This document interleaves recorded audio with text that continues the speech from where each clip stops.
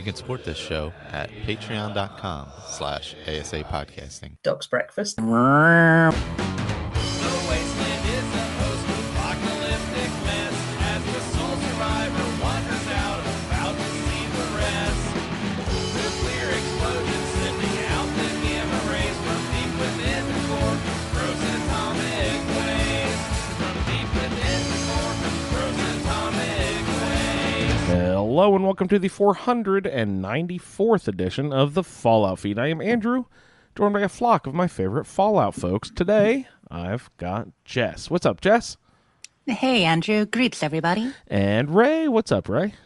Hello, hello. And returning to the show, we have our special guest of the week, Vanessa. What's up, Vanessa? Good evening, good afternoon, everyone. Welcome to the show. Welcome back to the show, shall I say. On the show tonight, we will, or today, we will do a little gameplay off the top of the show. And then Will has graced us with yet another Fallout Top 5. Been enjoying that segment quite a lot. Then we have some roundtable stuff this week. 2 quests that we are doing for Steel Rain. We finished Steel Dawn, moved on to Steel Rain, got number 1 and 2, the first couple quests, a Knight's Penance, and Missing Persons. So we've moved on to Steel Rain. The rain has come. The rain is falling. But it's not that rain. It's the other rain. Iguana Bits, maybe a couple on the way. A Fallout Terminal Velocity.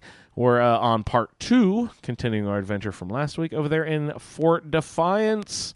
Solior has sent us in an update there from a terminal. Also, a shout on our way out the door. So let's go ahead and roll right into it. And we'll say, hey, a special guest, welcome to the show. And let's check in with you, see if you got a chance to play any video games recently. I did play some video games recently. What you got into? So I've got into Fallout 76, obviously. So other than our quests, I've been down south in the ash heap, just finishing up the Overseer and a personal log. So I've been down at Welch and down that way. Excellent. Does that mean you're about wrapping it up?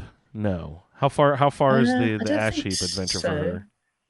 I have no idea. I forget. It's been so long. I think this is a little side thing, isn't? I'm not sure. I don't know Yeah, if it's part of the main quest or not. It's like the secondary main quest, right? The Overseer's tapes or whatever. At launch, it was following in her footsteps with the Overseer's tapes. And then, of course, the real main quest. People often got the two of them confused because you kind of do them together. You know, as you're following in her footsteps, you end up following a lot of the main quest to the different areas. But yeah, really, you're getting close to the end if you are in Welch of not collecting all her tapes. She has plenty more, but of the actual quest portion of it. Right, because it seems like they're 2 different sets of tapes. There's like her personal log that's about her story with her other half and being off at the job at Voltec. So that's the bit I've just done. So I've just met him and obviously he's a scorched now. So I've just... Yeah, and that wraps up... him out of his misery. So that's what I've done. Yep, that is the part that wraps up that of hers too then. But yeah, then there are still the report logs, the more log for you, the Dweller. Mm-hmm. Yeah, because I got the quest a while ago to go and meet the raiders and the settlers and give them the vaccination thing for the Scorched. I haven't followed that one up yet, so I've got all that. That's all Wastelanders. Yeah, that was introduced that's the second a couple years in, right? Okay. Yeah. I'm working on that too. I got my jetpack. Pretty excited. Oh, okay. You got one. Pretty excited. Does it work? Yeah, I have to fumble around with it from time to time, but it seems to go. Yeah. And then what else did I do? So while I was down that way, I went to Garaham Mining to do the get myself some power armor. Nice. Is that an excavator there or something? Yeah, the excavator. So I went through the building. That was all fine. Downloaded the plans, and then it said go and craft your power armor. So I went over to the power armor rack thing. No joy, no option to craft. And then I thought, I need to actually get the armor chassis from the next room. So I went and got that. Yep. No, you can't craft because you're wearing the armor. So I got out the armor. Then the option to craft is available, but it didn't do anything.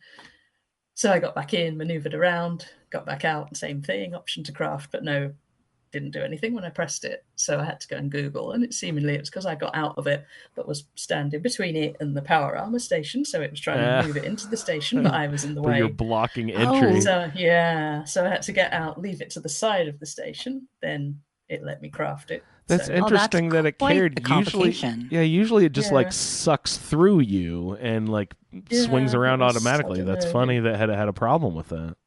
So that was a little bit, confusing. Must have been exactly But I where you were got my armor in standing. the end. Yeah, it must have been. There seem to be a lot of people having trouble with it, so that's all right. Don't feel so bad about having problems when you're not the only one. When there's no solution because you're the only idiot that can't work out how to do it. So what else have I done in 76? Oh, so ages ago when I first started the game, I got the crashed ship signal to pick up Commander Daguerre. So she's been in my Right. camp for like 2 months complaining about headaches.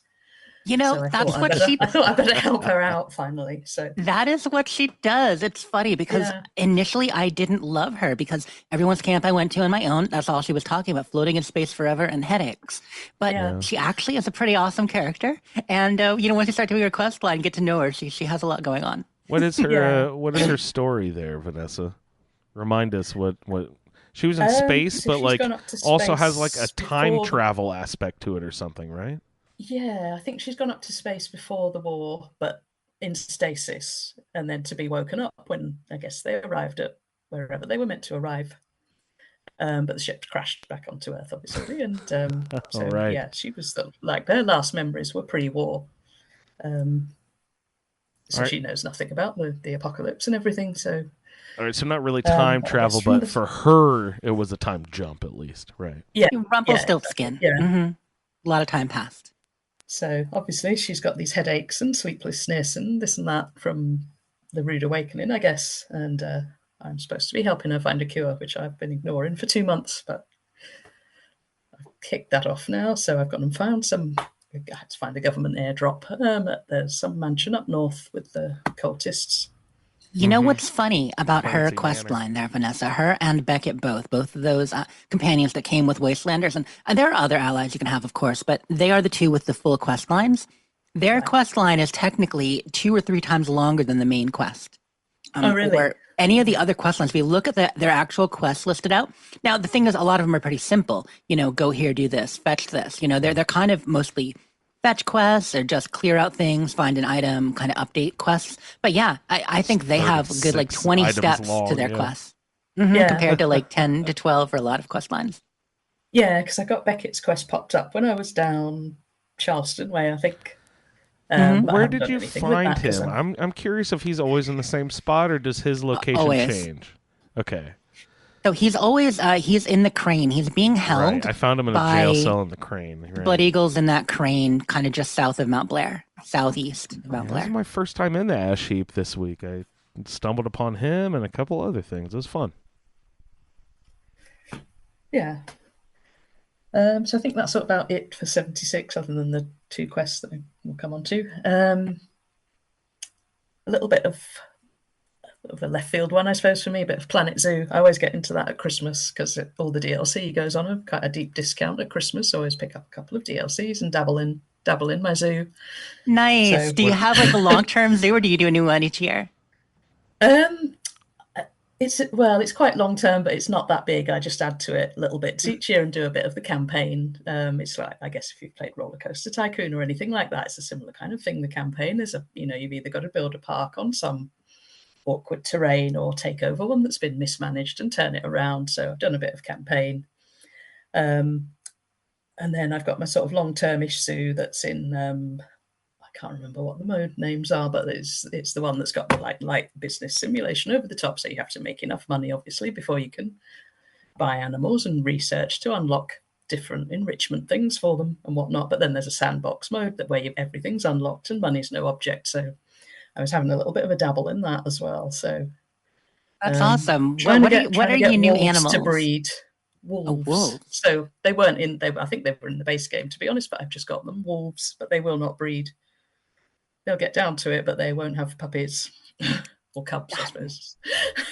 Just got to get them So- the right meat or something. Yeah, so Did I've you kind of gone through and make sure they've got the right percentage of grass versus rock versus water and whatnot in their enclosure. Or, Did you but- set their mood, but set mood lighting, put on some Barry White, yeah, put some music on. pop some champagne, Get that Yeah. romantic wolf music. lay down by the fire? So, so that's my little project. So I need to kind of carry on with that. Otherwise, I'll have forgotten what I was doing by next Christmas. But No, yeah. that's awesome. I feel like we have to Oh. fight though because I'm a Zoo Tycoon girl as opposed to Planet Zoo. Oh, okay, yeah. It I, says- I really enjoy Zoo Tycoon. And what's great is on the newer one, at least the update, you can wash the animals. You give them all baths and you spray down with the hose. And the rhinos are all excited and they're like lifting their legs like, yeah, clean me off. And it's great. And the zebras. And yeah, anyway, I like Yeah. that too. I haven't played in a couple years, but Yeah, but no, you can zoom right in on them going about their business. It's quite well done.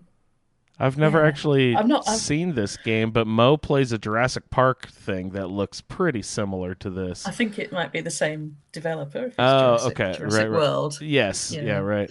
Yeah. And there's a line here from the description that says the game features the dynamic day and night cycle, weather patterns, and animal poop physics. It does. I think they do. Yeah, it definitely has day and night and weather. I think I've seen poo and then And the poor poop two physics, people not just scurrying poop, around. but poop physics. I can't comment on the physics of it. But don't want to know what that means. No. yeah, it doesn't go upwards. That's all I know. Denies gravity. It goes yeah. back in. So Ew. yeah, no, the poor cleaner scurries around with his little sweep thing.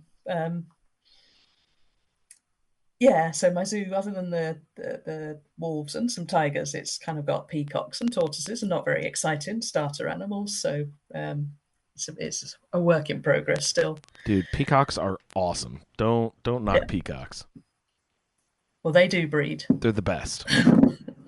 They make cool, like weird sounds and awesome fans. Like there was a farm that near me where I grew up had a couple of peacocks. They were awesome. They're fucking mean though. Don't. My mum had go one on. in the neighbours behind her garden. She looked out the window. She was telling us over the phone. We assumed she'd been drinking. Well, no, we didn't. But she's like, there's a peacock in next door's garden. We were like, don't be daft. How the hell can a peacock? Like, I presume they don't fly, but Where are they from? Are the they like peacock get into a fenced garden? from But India or seemingly something? there was. I Yeah. don't even know. Yeah, and they do definitely fly. Oh, they do. Okay. Oh yeah, These must have their Well, that wings explains clipped, it or then. they just liked Yeah. being on the farm. Why would they stay on the farm otherwise, right? Because they must have had their wings clipped, right? or it's where the food is. And they just stuck around. Wow. Yeah. I guess they don't migrate in sub-zero Indiana winter. Yeah. I just assumed from the size of them, because they've got must have the weight of all the tail, that they Yeah.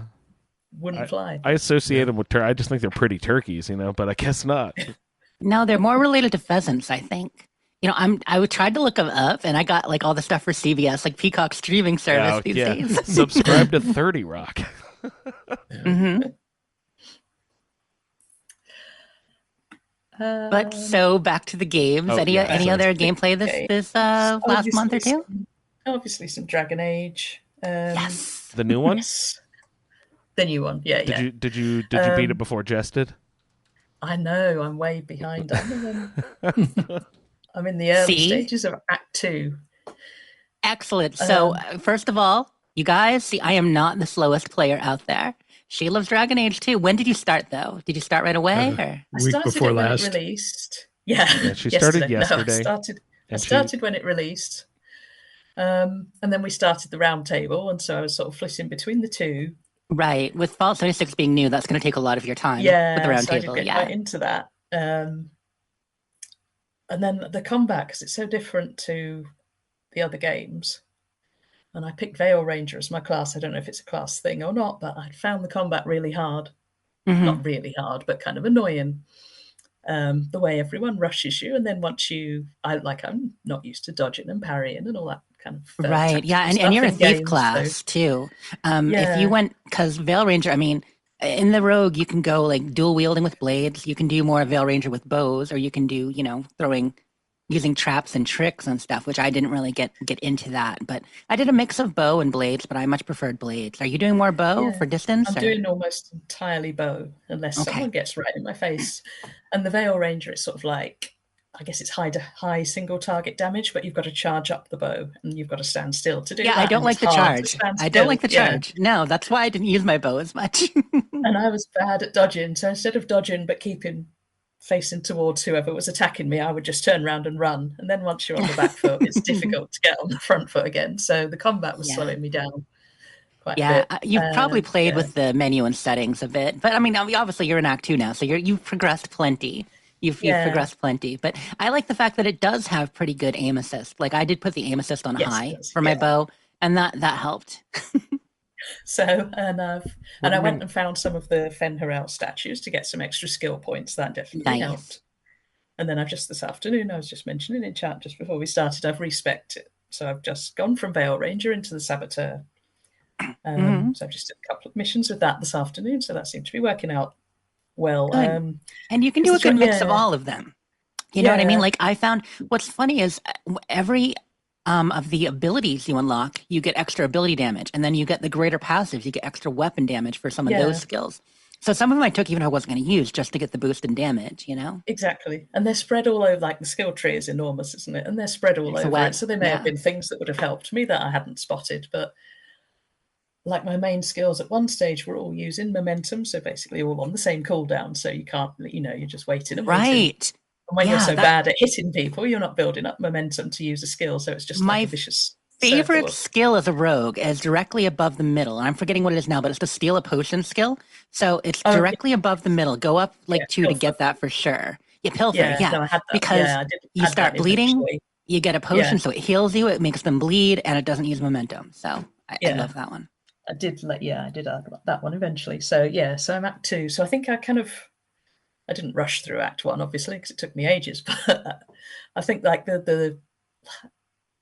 the game sort of pushing you through it. Now go and do this. Now go and do that. So I didn't do that much exploring in Act 1. And it finally Other than lets you. Marlathon. Yeah, it lets And up. now it's So I mean, I could have done it, but I didn't do it. So now in Act 2, everyone, you've got to work on everyone's loyalty and the faction loyalty and stuff. So I've got a bit of catching up to do on side quests, really, in Act 2. So I think I'm still a long way off.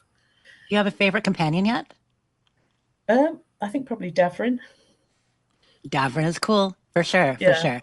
I like his voice actor, and of course, Asan is awesome. So You said it Well, was that's the big thing. pushing you around through stuff. Is it a real sandbox, open world type game or no?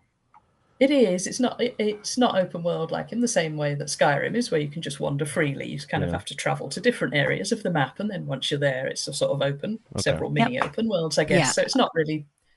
It just kind of feels. I guess the game's trying to build up like a fake sense of urgency. it's that- open region, but it- the truth is, like- for the first act, especially, because the first act is about 9 chapters, and for the first 5 or 6 chapters, you really can't explore much. It really does kind of keep the areas locked down, and then little by little, it lets you explore them more.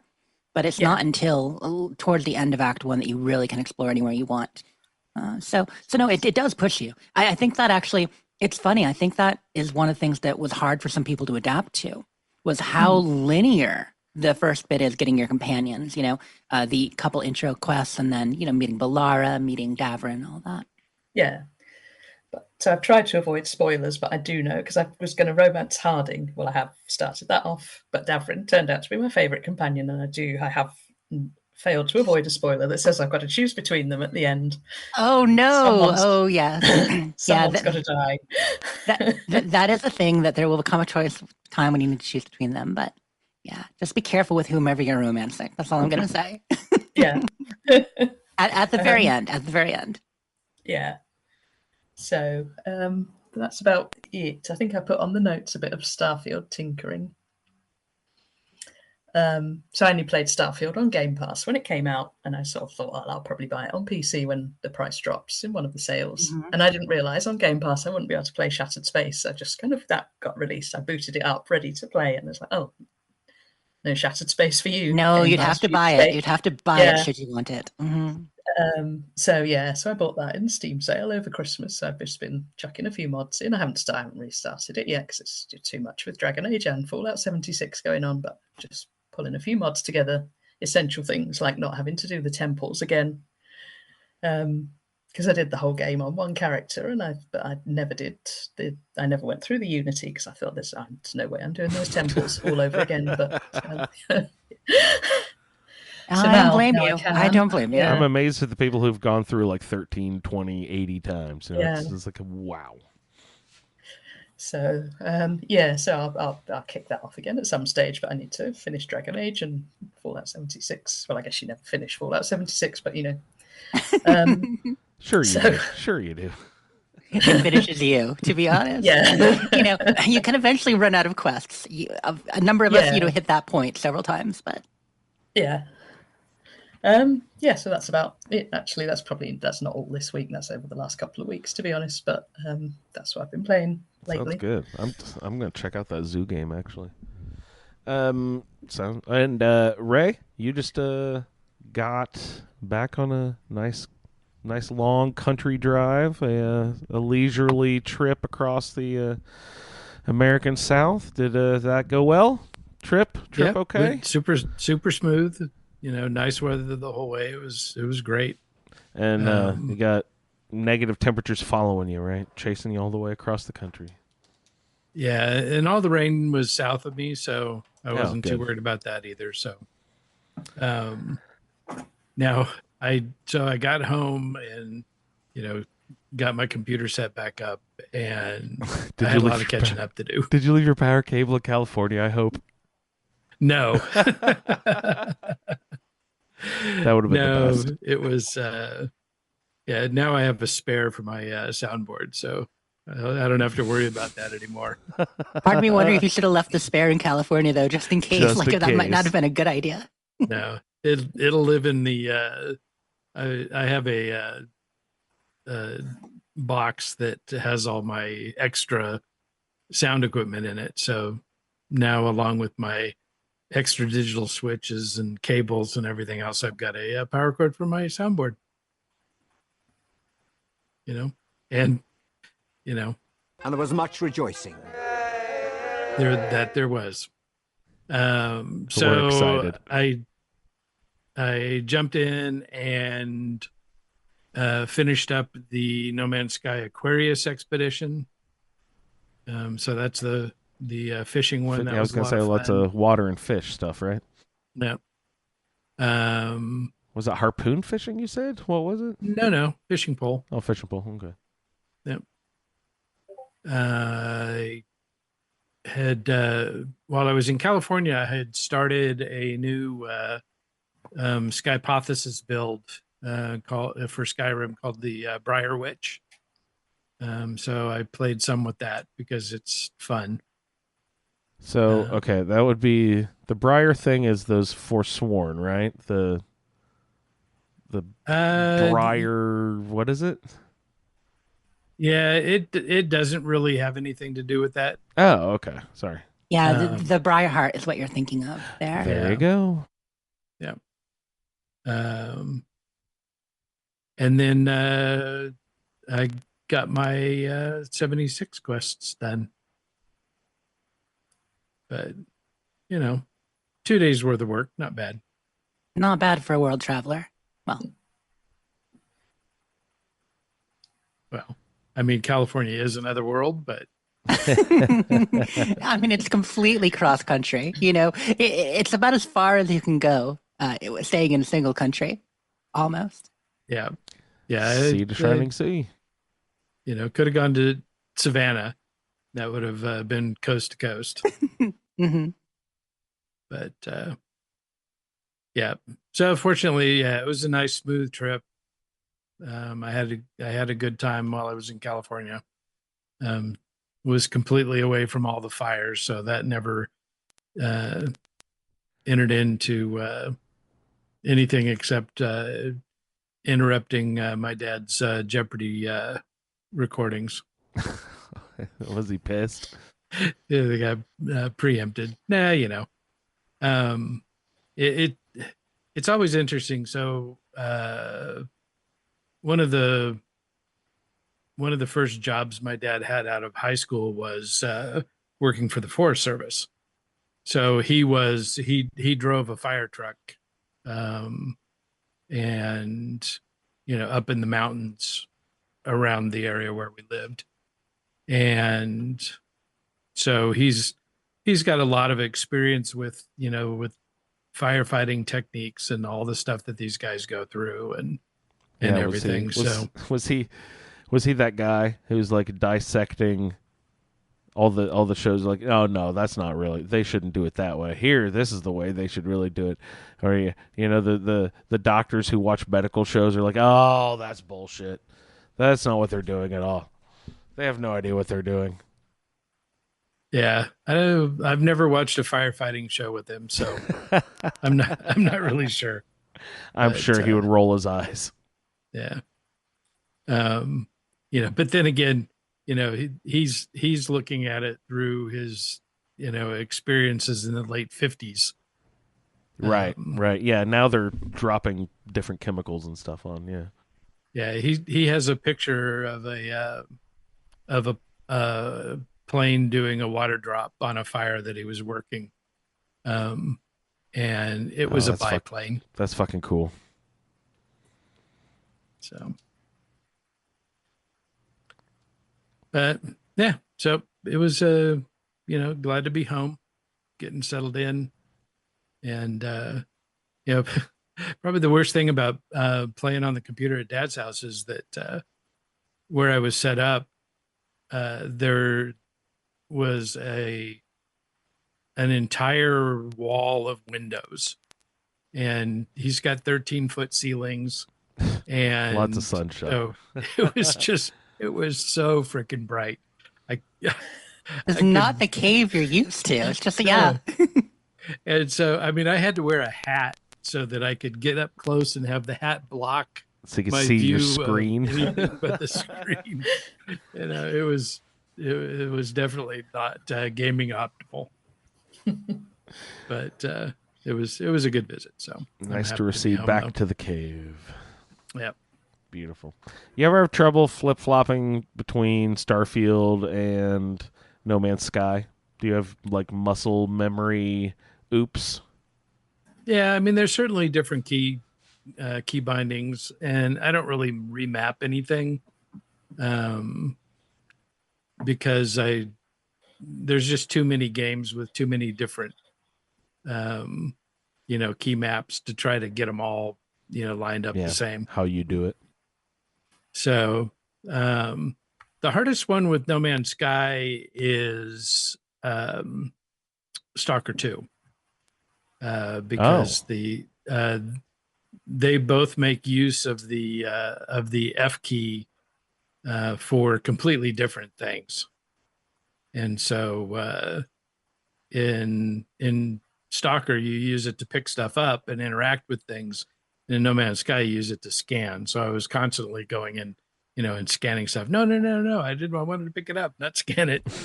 Right. But those kind of buttons are frustrating when you just do over and over and can't help yourself. Yeah. And then also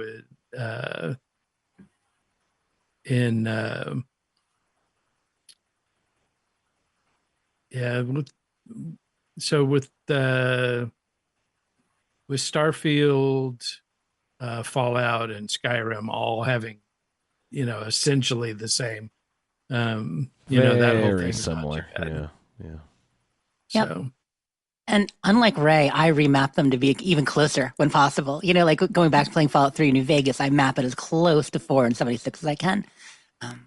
So yeah, I did that because I think they have the VATS on. Was it opposite shoulder button? Yeah. Right, you got to fix that, and you've got to, Y needs to be jump. I'm sorry, Y is jump because I get really messy when it's anything else now.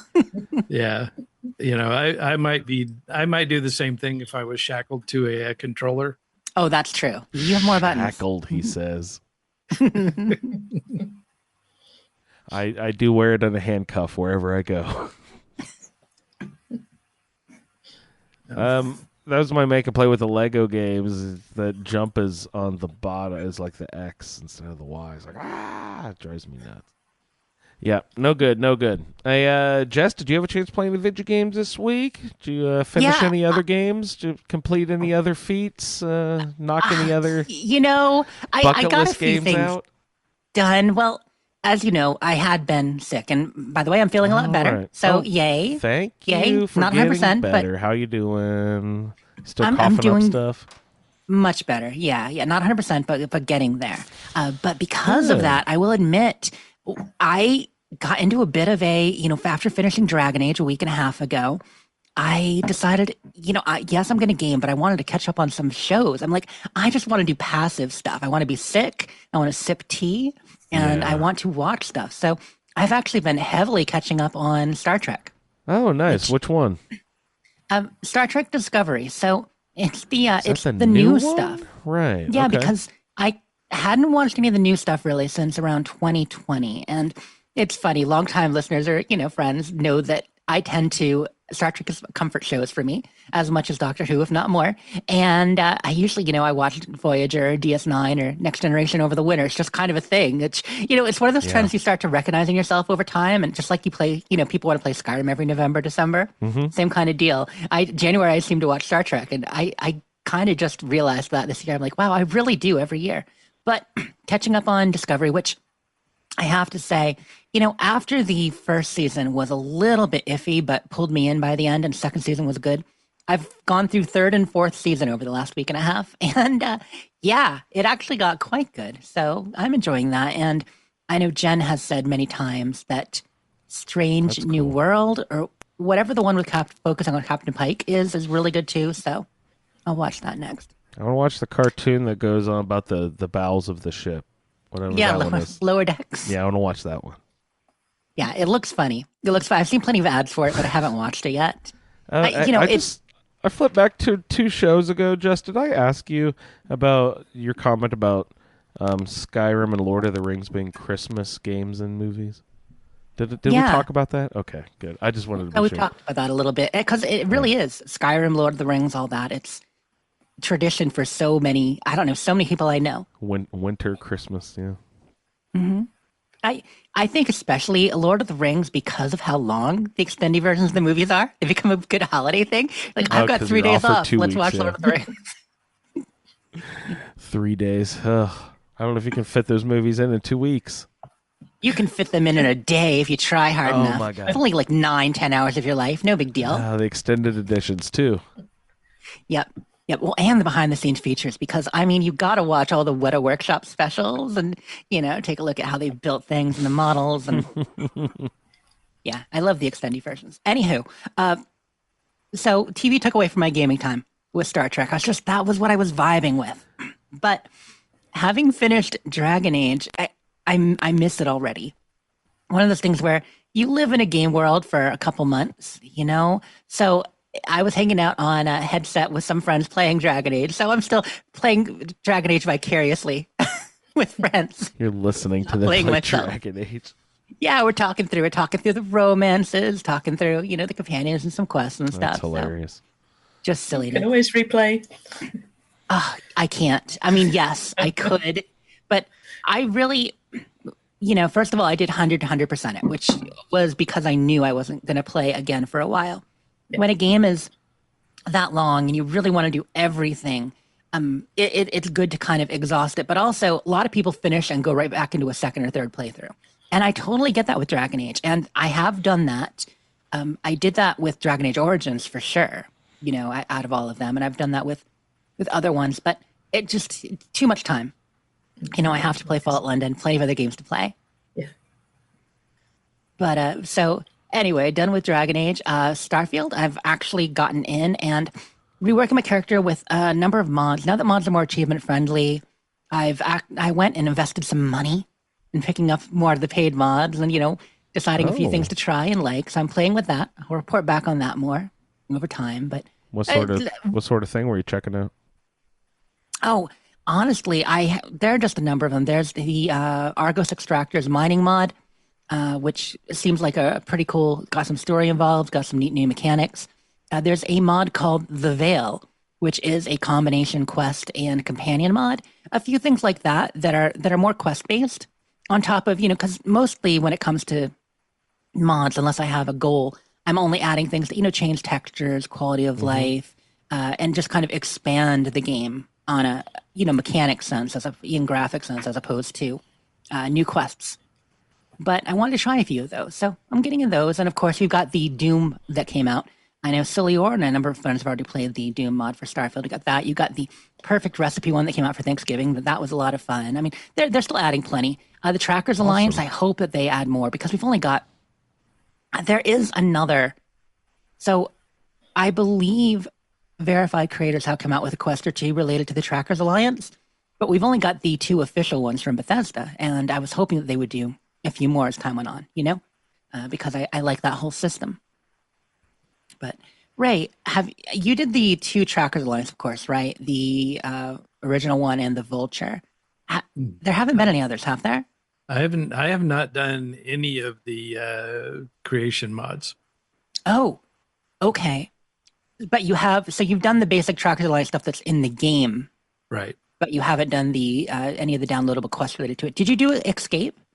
The escape room one? No. Okay. That one's really cool. So just a little bit of dabbling. It has been a week of dabbling for games. So, dabbling in Starfield, dabbling in that. I actually, speaking of control schemes, I pulled up Outer Worlds of all things because Outer Worlds 2 coming out end of the year, and I never finished Outer Worlds. It's the kind of game that, Ray was really into the first playthrough. And by second, you're like, yeah, so not really very replayable in the same way. Yeah, but it was definitely good to go through it once. Exactly. And the DLC is supposedly great, and I only got halfway through. So, I'm biding my time until Avowed comes out in a couple weeks. Yeah. So I've got the Roundtable, and then I playing with other things, catching up. So, but control schemes on Outer Worlds, rude. You cannot just say this button equals this button equals that. Like I mean, maybe you can on, PC if you're, not shackled to a controller. But on controller, you have your choice. You've got like modern. You pick control schemes like modern, standard, legacy, something else weird like Goofy Foot, whatever. I don't know. Anyway, you've got these, and it assigns the buttons for you. And so I found ones for Y equals jump. Like that's good. Okay, there are 2 or more Y equals jump, but it's still not quite right. They want your X to be your interact button. And I want A to be interact. I don't want X to be interact, but at least there's one. The modern legacy, I think they have your Pip-Boy, your menu on B, and they have your jump on Y. So that's the important stuff. Oh, and you can't put your health, your stim packs on the D-pad. You have to have it on like the upper right bumper. What? So, oh God. Right? That would be insane. I would be constantly nailing bumper my is supposed to be VATS and grenade/melee. Like we know this. At least if you play Fallout and Skyrim and the Elder Scrolls stuff. But they don't. So bumpers, you have choices. You can make it melee and healing, and you can switch so it's like left or right bumper. So I put the healing on the VATS button, but that's probably not the best. But that's where I have it because I do want melee to be on the right bumper. But yeah, it's a little messy. And they do have they have the time dilation, I believe, is a button. I have to get back into it. Time dilation is kind of like VATS. It essentially slows down time for a minute using something. You can't put that on a bumper. Just annoying. So I figured it out, but I enjoy being able to fully program my keys. So yeah, Starfield, dabbling in Outer Worlds. I played a game called Harold Halibut. Have any of you heard of Harold Halibut? No. Is it a fish game? It is fishy. So it's an indie game that came out last year. It's one of those games that ended up on some end of year list for people. It wasn't super popular, but it's really neat. It's an adventure game, but it was fully filmed claymation style. So they created all the characters with claymation and animated them, recorded the movements, and then made a digital version of that and imported them in. So it's not 100% claymation, but all the source material is claymation. So everyone moving through the scene, it's really got a really cool art style. So yeah, Harold Halibut, nice. He's a bit of a loser, but he tries. Well, I mean, he's stuck to the bottom all the time. He is. So it does take place in an underwater submarine station of sorts, little town, but it's not BioShock, like BioShock-esque, but not BioShock at all. So anywho, it's a fun little story. So that's all the little things I'm tooling around with besides Fallout 76 and Hard Knock mostly did the quest for this week, but I did play a couple days this week. So, I'm mid 80s on rank. Hard Knock has hit level 34 at this point, which I should have gotten a few more levels before doing this stuff, but luckily the quests weren't quite as hard as I worried. I did finally, though, on Thursday when I was playing, I went and tidied up his gear because a lot of the gear I was using was still level 20 or 25, for the guns and level 20 for the armor. And I'd gotten, some good legendary drops that I kept and had that stuff going on, but it was a real mix. Mostly like sturdy and heavy leather and some legendary, some not. The weapons, I had found that excellent handmade at level 25, but still, I could do better. And I had started with him more on pistols, and I didn't really enjoy that. So I was moving away. So I did a lot of tidying on him. Did a few events, did some more exploration. I finally started the main quest line with him because he'd just been ignoring that. He exited vault at level 20, jumped right into Brotherhood stuff. And of course, because I'm trying not to fast travel much, he discovered a lot of stuff on the way. So most of his levels have been through events and exploration. But I hadn't done Flatwoods, and I hadn't done the responders at the airport or any of that stuff. So went back, he did that. That gives less XP than I remembered. Because we always do Flatwoods pretty early on, I thought it was decent XP. Those quests give I think they low changed XP. it up quite a bit. You think? Okay, because I remember them being a little bit higher XP for doing those, and they were not. They were not. But it was good to go back and get him settled. So I did all that, and then I did the thing where my main character said, "Hey, little bro, Hard Knock, I'm gonna make you some good gear." so I did. I went on my Jess character and I said, "I'm tired of all this mishmash armor." So I went and he got all heavy BOS combat armor. I went in because I can make it a level 30. So I made all this level 30, all these pieces. Everyone rolled legendary, got all that set. I made him a top-notch fixer, like the best fixer I could, and with legendaries and stuff like that. And so I went and we did a trade in a private world, and now Hard Knock is fully outfitted. It's amazing. His DR went up by like 45 or 50 at least on his physical damage. Energy resistance went up a decent amount too. I had leather before, so that one wasn't quite as much, but decent amount too. Plus now I got rad resistance and poison resistance and all. He's much, much tougher, which was good because I was having trouble holding my own in the Enclave base, and I was worried. And the truth is, on Steel Rain, these first couple of quests, like I said, were easier than I remembered them being. As far as difficulty, probably a combination of one wasteland boosting and the fact that they're the first on this part of the chain. But I know by the end, the last couple battles here are going to be pretty tough. We're going to run into a couple tough bosses along the way. So he needed a little bit of help. What do you guys prioritize when you're making your armor out? Jess, you were just talking about damage resistance and energy resistance and such. I almost always just throw everything. I judge it by the ballistic resistance. You know what I mean? By the top shield. I almost don't even care about energy resistance. But then I always get fucking destroyed by robots and stuff. Yeah. So Robots are mean. Those lasers will get you. I prioritize ballistic too, though, because 80-90% of enemies, whether it's melee or it seems like that, but ballistic. if you think about it, is it actually that way? If you run the diagnostics on the enemies we fight, the percentage of the armor that we should actually be wearing is blank. You know what I mean? It probably is 70-80% ballistic, right? So there's some combinations that you need to take into account. You get creatures like anglers and such that do the fire damage. You get ghouls. Ghouls, they do physical, but they're also doing radiation damage at the same time. So you've got the rads there. You've got the physical and the rads. Robots, of course, are lasers. Super mutants do a mix. You do get some energy damage from them. Because they have laser weapons, and do they do radiation damage when they hit you? Probably not. I don't believe so, no. How about gulpers? Do they poison you or something with a bite? I forget. Someone poisoned you.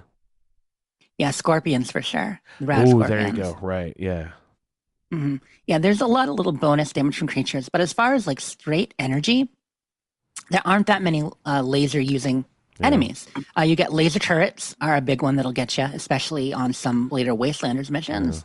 So I always prioritize and robots. the ballistic. I was just wondering if I was missing out on some huge buff or something, but I'll just keep getting my ass kicked by robots. It's fine. Sillior mentions Moonshine Jamboree. You get a lot of poison damage there from those gulpers. It's true. Oh, that was. And all the drinking. Yeah, that's, I mean, that one. Yeah. it's good. So, have you done Moonshine Jamboree for some of the public events? Ooh. Yeah, I did that one quite early, too early. Well, I guess there's no such thing as too early, but There is. yeah. It was just chaos. I think I just stood on a roof and that was about it. That's the way to do it. Just But, yeah, you know, I did, ping I think them, I get did a get little a lot of XP. XP for that one. Yeah, that one and the what's the Brotherhood one? The metal. Test your metal. Tester metal is good. That's the right? one. Yeah, yeah. And also the underground one with all the ghouls and the collect the Radiation Rumble. Radiation Yep. Rumble's Yeah. excellent for XP. And right? eviction notice. Those are the 4 that are best for. Oh, eviction notice. Yeah, or I've done ones that for a couple of XP. times recently. Yeah. Eviction notice is dangerous though. Like that is Yeah. hard at low level. You need the Chads coming in there with their power armor and their big old weapons. And Radiation yeah, Rumble, you is can that- clean up on legendary items as well. Like you'll walk out of there with 10, 15 legendary items sometimes. Mhm. Yeah.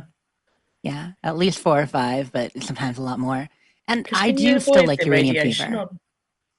on Can you avoid the radiation? on eviction rumble? notice? Like on eviction notice, is it when the rat Just scrubber gets stay destroyed? the and fuck then out of the basin. Yeah, I don't You've know. just got to stay miles I don't away. know. Yeah. Can you? There's always I did die on that one It's this week. so 'cause high. Just too much rad damage. Yeah. So there's always a low level of rads there if it doesn't get destroyed, but as long as it doesn't get destroyed, if it's successfully Yeah, protected, I you're not going to take think it got that destroyed, much. But otherwise, you need to stay on the perimeter, you know, Yeah. for sure, with a low level character. And I don't know if I'm imagining it. Do different weapons degrade at different rates? Yes. Because I've switched from the handmade to the slugbuster, which is much better for damage. But my God, It that thing degrades. needs repairing. Yeah. So No, much. that's been a And it needs long so much complaint stuff to repair as on well. the Nuclear slugbuster. material and yeah. Remind me what the Mhm. Slugbuster is. Was that one of those legendaries you win from a specific event? Which I think Slugbuster? it's a quest reward, but I got it from a mutated pack from an event, one of the mutated events. So Yeah, officially Slugbuster was part of Wastelanders. It's the one on the Raider side that you can get when you're doing the quest with Rara. A little over halfway nice. through, you can break into that room and get the Slugbuster, but you can also get it as a drop. A few other ways at this point too, And what kind of or weapon was possibly buy them. I don't know. Oh, it's a plasma flamer. Like, plasma, yeah. it? No way. Yep. Nice. yeah, I say flamer. I mean, you can modify it to be a plasma flamer, but it's a plasma. Yeah. It's fun. Yeah. Those are fun. Mhm. And it's, Well, that's it's what you're quite enjoying. it's efficient for ammo. Like I'm gaining way more than I'm using. Good. But the repairing is brutal. Yeah, the repair on that one. I remember it being really bad. You can. Plasma energy weapons degrade the fastest, I think, and then some heavies. Well, you got to make sure you're loading out on that card that makes your energy weapons last, your degrade slower, right? Yeah, I've got And gunsmith, but maybe that doesn't work with energy weapons. Then you also perhaps. have to have the armor card that has a chance of fixing itself when being broken, because that helps Yes, a I lot had too. that, but I just switched it out for better criticals this week. Or not which I might armor. regret, Is but there shit? Not armor. There That's is- not what you're yeah, asking. there is an armor one as well, 'cause that's is there a what one for weapons shooting? No, it's shooting. The last bullet fills your clip. Is there a broken weapon one that repairs itself? There's not a weapon there's- one, is yeah. there? Yeah. No, there's one for a chance to repair your weapon. Is there? Yep, it's What is that luck-based. one? Mhm. Okay. There's Yeah, definitely an yeah, armor the- one because I had that. and switched it I out always this get the week. armor one, but yeah, if that would help with that flamer or not flamer. Is it called whatever. Luck of the Draw? Trying to remember. Lucky Break is armor, and I think Luck of the Draw is weapons. Yeah, that Smart. sounds right. Yes. Here's the thing. You mentioned the breaking slower. So you've got that for ballistic weapons, and you've got that for Melee, but not energy. an armor, but you don't have it for energy. Are you The serious? energy one, yeah, your perks for energy are from science. And so from science, you get like a boost to your energy damage, and you can make more Bullshit. mods. But the other ones, like with weapons, you can craft higher level weapons and they degrade Yeah, slower. I have Same with got that. armor. Energy doesn't have that. That Weapon sucks, artisan or something. I man. have got that one, only the first level, but yeah. Hmm. As far as I know, I can't think of one. So I, yeah, I I don't think think it would make them the very slower. I think gunsmith Would apply um, to it? applies to your energy weapons as well.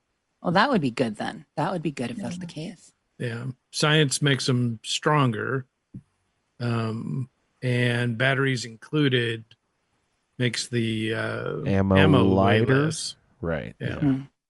Yeah, because I know gunsmith, they break slower, and you can now craft tier 3, craft tier 4, Yeah. etc. But the tier 3, tier 4 it applies to aren't energy, so that's why I was thinking it didn't cover energy. But it would be good if it did. It would be Yeah. good if it did. Oh, I had a question about legendary perks. So I haven't taken one yet. I have got a slot for one. But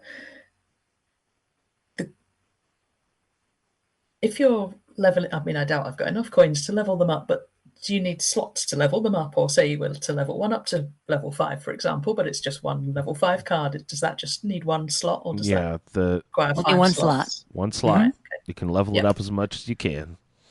Yep. What is it, like 50 perk points to level them up? And how many points do you get for recycling a card? Is it based on the level of the card, I assume? It's 2 per star now, I believe. It's 2 per 2 star. per star. And Okay. it's like what? To level up is like 50, 100, 150, 200, or maybe 50, 75, 100, 150.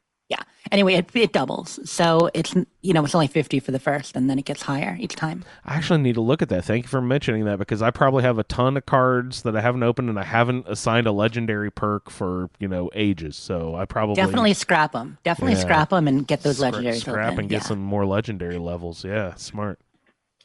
Yeah, it's really helped. Really helped Hard Knock for sure. I mean, we've got what's the ranged explosive one? We've got that far flung fireworks. Got, of course, Yeah. because he's not bloodied or anything like that. We've got the radiation one. We've got survival shortcuts, so I don't have to eat as much. Wet rounds, that's the radiation one. Yeah, it really helps. Oh, that sounds handy. That survival one. I'm terrible at remembering to eat. Yeah, survival shortcut is good. The game, it doesn't penalize you as much as it used to for, being starving. It used to be you got a pretty negative modifier when your belly was rumbling and you were thirsty. Yeah. Now it's just not positive. Right. Yeah. But But if you've got cannibal, you're Yes, always true. full. Fucking game Yeah. changer. Yeah. I sometimes And- forget that I'm using cannibal, and then like in the middle of a battle, I'm like, God, why am I dying? I'm cannibal. here's all the stem Yeah. packs I need. It's so good. I've never taken it before in Fallout 4 or whatever, but I think I would always be tempted to now. yeah, But I then never your played it companions till don't like it, do they, in Fallout 4? No, No. I never played it until my character Wendy for our third 76 Roundtable. And yeah, it's got its benefits. It's fun to play with for sure. But it's funny too because you get so used to it, like especially if you hang out with Ray and stuff. But you get used to it that you no longer think of it as like this horrible thing. But I was listening to some television movie reviewers discussing the Fallout TV show the other day, and they were so horrified by the whole cannibal thing and asterisk. I'm just laughing. Like they're like, "This is horrendous. This is the darkest part of the show." And I'm like, Yeah. Well, and now with the rear-ranged perks, it also you can take the one that used to apply to blood packs only. So it Yes. satisfies Oh, your yeah. thirst as well. Yeah. So as long as you're not fighting a bunch of robots, you're always full and you're always, hydrated. "Yeah, that's Bloodsucker, right? I can't remember what it's called. That's the one that helps with blood packs. So it should I be." thought it should be. Yeah. Right. I think got moved to endurance in the changeover, and I've only got one endurance point in my round table. Oof. A lot. Yeah. So. That's true. Looking at your character, trying to remember, you've got 15 agility, right? But only 1 Yes. endurance. Yeah. Well, at least you can run the fuck away. But not for long. No. And that 1 is for cannibal. Yeah. Well, awesome. Anyway, that was all my gameplay. Just a lot of this and that and catching up and dabbling. We've got, at this point, 24 days until Avowed comes out on early access. So Ooh. I will probably catch another up new on game a to few play? things. Yeah. Uh, I'm excited for that. I did manage to get in an episode of Starfield Lorecast on my trip. Attaboy. Cool. So I heard the J Duke episode. That was a good one. Yeah, Jay's a good guy. He has a lot of opinions on Starfield. He's been Starfield main from the beginning. You know what I mean? Yeah. Like since it came out, it's been his primary game for a year and a half now. So a lot of thoughts. Very cool. Before I hop into my gameplay, Vanessa, remind me, have you been on since we've been playing 76, or is this your first time on since we've been playing Yeah, this 76? is my first time since What This have you... roundtable. This this roundtable. round table. Yeah, Oh, yeah. And this is like your first time through 76, right? Yeah, I started it probably about a year ago, and only I played for an afternoon or something like that, Yeah. maybe a bit longer. Well, I don't know why I stopped. I think I was just playing other things at the time. It wasn't Mhm. like, oh my god, this is terrible. I'm never touching this game again. But I just didn't really get into it. Well, earlier in the show, we were just Yeah, talking about like totally. differences game to game, about different series. What about within the series, from like going to different Fallout games? Did you find adapting to 76 tough at all? Is there anything previous games that did not that 76 is failing at, or any something that you really like about 76 that you thought was lacking from the other First time games? I played it, I found how empty the world was weird. Like I remember going from like Flatwoods or the Waywood, somewhere around that area, up to where does the quest take you? That fairground up in the northwest, Tyler Right. County, Mm-hmm. and walked that whole way and didn't encounter anything, and that felt a bit weird. Coming from Fallout 4 or Fallout 3, I mean Fallout 3, there seemed to be raiders everywhere wherever you moved. You weren't Right. attacked by The bloat map's so much flies larger. every Yeah. 7 feet. And Fallout 3, like you couldn't, like Fallout 4, I guess if you stick to the roads, you're safe-ish. But Fallout 3, there didn't seem to be any roads anywhere or hardly any, so you were always They off blend the in, it's all countryside. brownish green. Yeah. Yeah. So I found that weird the first time I played through the emptiness. So I guess maybe that's partly why it didn't fully grab me.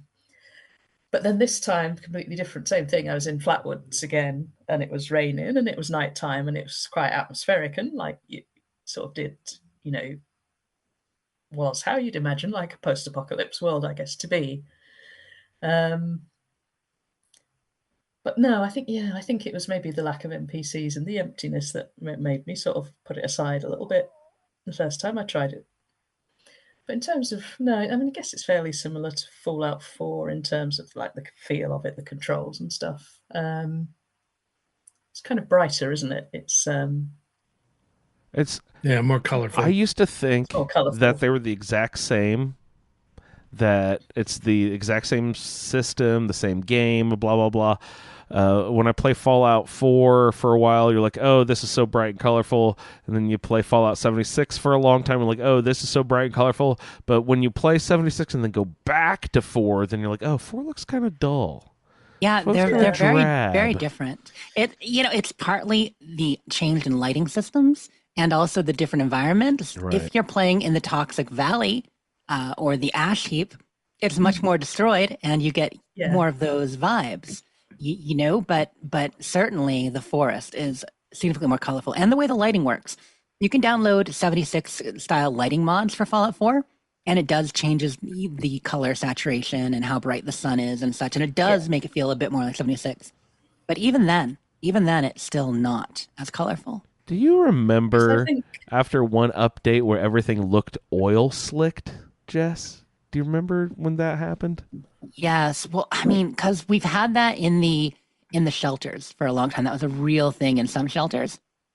And then after an update, it was affecting a lot, where you always just looked moist. Like you got you were a always nice little damp. strips of baby oil. Yeah. Just, I don't, we don't need to be shiny. All right. And I think as well, 4 feels like maybe 3 or all of them, I guess. I know like 4's set in the capital, and it's going to be a bigger target for bombs and this and that. But 4 feels like society should be more developed than it is, given that 200 years have passed. Mm-hmm. Because 76 is almost the same. Like you've got the settlements, foundation, crater, and Yeah, stuff. it's And funny. it's like nothing's progressed in 4 from, compared to how it is in 76. That's such a point of discussion, West Coast versus East Yeah. Coast, and the whole Bethesda idea that things stayed destroyed longer, which it's a bit of a conceit. I like to think that things grow. It's an up and down. They grow and change. That society starts to take hold, but there's still not much infrastructure, and it doesn't take much to make it come crashing and tumbling down again. The Capital Wasteland made sense how it was in 3. What is it, like 170 years in the future or so? No. At that point, no, it's a good 180. But it's a more highly irradiated area. The super mutant threat keeps things, sparse. But in 4, I think most of us agree the Commonwealth, it would have made sense for it to be more built up. And I think that, in a way, talking to Preston about the Minutemen and the way things were with settlements, that there was a period like in recent history where it was more built up, but the threat of the Institute and the Raiders kind of, taking ascendance again, the Minutemen falling apart and some smaller settlements breaking down because of it is partly why it's so wild. But yeah, no, I think it should have moved forward more like the West Coast did. It would only make sense if things were more established. But that's one of the biggest issues with 4 too, is the fact that adding the settlement system like they did, they couldn't have as many natural settlements. Yeah, true. And I do hope that's something that they fix in the future, because I like having so much of the role playing and quests and joy of exploring in Fallout or exploring in Elder Scrolls is finding these small towns and these characters and these quests, which you couldn't have with the settlement system. You had Good Neighbor, you had Bunker Hill, you had Diamond City, and then a few small patches, but not really. Because even in, I understand also why Bethesda don't want to be shackled to a game that came out in the 90s, but even in the first game, like there's some guy that's dabbling in hydroponics, but when we come to Fallout 4, that's like, Institute top secret science stuff. So I don't know. Yeah. Who knows what it should be like, but that's an interesting point. I've never actually heard anyone bring that up. Information doesn't travel the same, and civilization, I really think it's just that it's more vulnerable to the cycle of growing and destruction. That it only takes a few bad actors, a few raiders to topple a small settlement, unless they band together as strongly as they did with the NCR, which again, as we're kind of seeing on the show, topples again, which is why, some people are pretty unhappy with that. They're like, Bethesda made the West Coast like the East Coast with things so destroyed. And I understand that, because the NCR was pretty established. Hopefully we see more with New Vegas next season. And, they kind of painted themselves into a bit of a corner because, those other games all came first, and they were so far in the future compared to 76. Mm-hmm. But, the premise of 76 was that, Appalachia wasn't as devastated. And in order to make the game here, expand and be interesting and everything, it had to be, they really couldn't make it as desolate as those games would have been, if they had been, 200 years earlier. So, it's kind of, you kind of got to do, you just kind of, you have to roll with it, because it's, in order to make this game at all palatable, it has to have some civilization coming back, and it has to be less destroyed. You're right, because a lot of areas would not be very habitable at the moment. But then the question remains, we also wonder what happened in Appalachia in the future, during the events of Fallout 3 or 4, like what is going on? Has Appalachia rebuilt, or were they destroyed? All those nukes we launching make the area uninhabitable? Like, we don't know. Yeah. I mean, that's really the only thing that kind of would keep us, keep that area in check, and however many other areas of the country are in the same boat as Appalachia. Right. Because, I mean, you wouldn't imagine that a lot of drop bombs would have been dropped on Ohio. Probably not. Well, unless there's strategic military strongholds, like I remember when we were doing some sort of security scare back at the end of the 2010s or something. Indiana was one of the most registered places for strategic bomb, because there's like food stocks and like weapon stores here. You know what I mean? Like there's military hot points or whatever. So there might be shit like that in Ohio, or they have a nuclear monitoring station buried under fucking Cleveland somewhere. I don't know. It's true. There are repositories, various places, and such. But no, it makes sense. I mean, look at like what happened with the pit. The pit was not necessarily a location that was especially vulnerable to bombing. But because of what happened to the infrastructure, disease and other things happened there that created the Trog virus and such. So, do you guys know what kind of bombs that were used in the Great War? Were they plutonium? What like? I think they were just regular ICBMs with, conventional nuclear warheads. What, the thing was there the fallout from a nuclear warhead like that? Do you know? But which the element thing it would have been? that it wasn't the bombs that fell that caused the biggest problems. It was that there were so many nuclear sites in the country because everything ran off of nuclear power. Mm-hmm. And it was causing a lot of contamination. The cars, everything was nuclear powered. So when the bombs started falling and causing, these facilities to explode, you had all the devastation. And we've talked about it a bit in the past, Andrew, that there are probably a mix of yields, but a lot of low yield bombs too, like more of them higher in the atmosphere, exploding. That kind of explains why it was hurt the way it did. Austin did a video on this on Shoddycast, like the science, like 5-6 years ago, I think, maybe a little bit longer.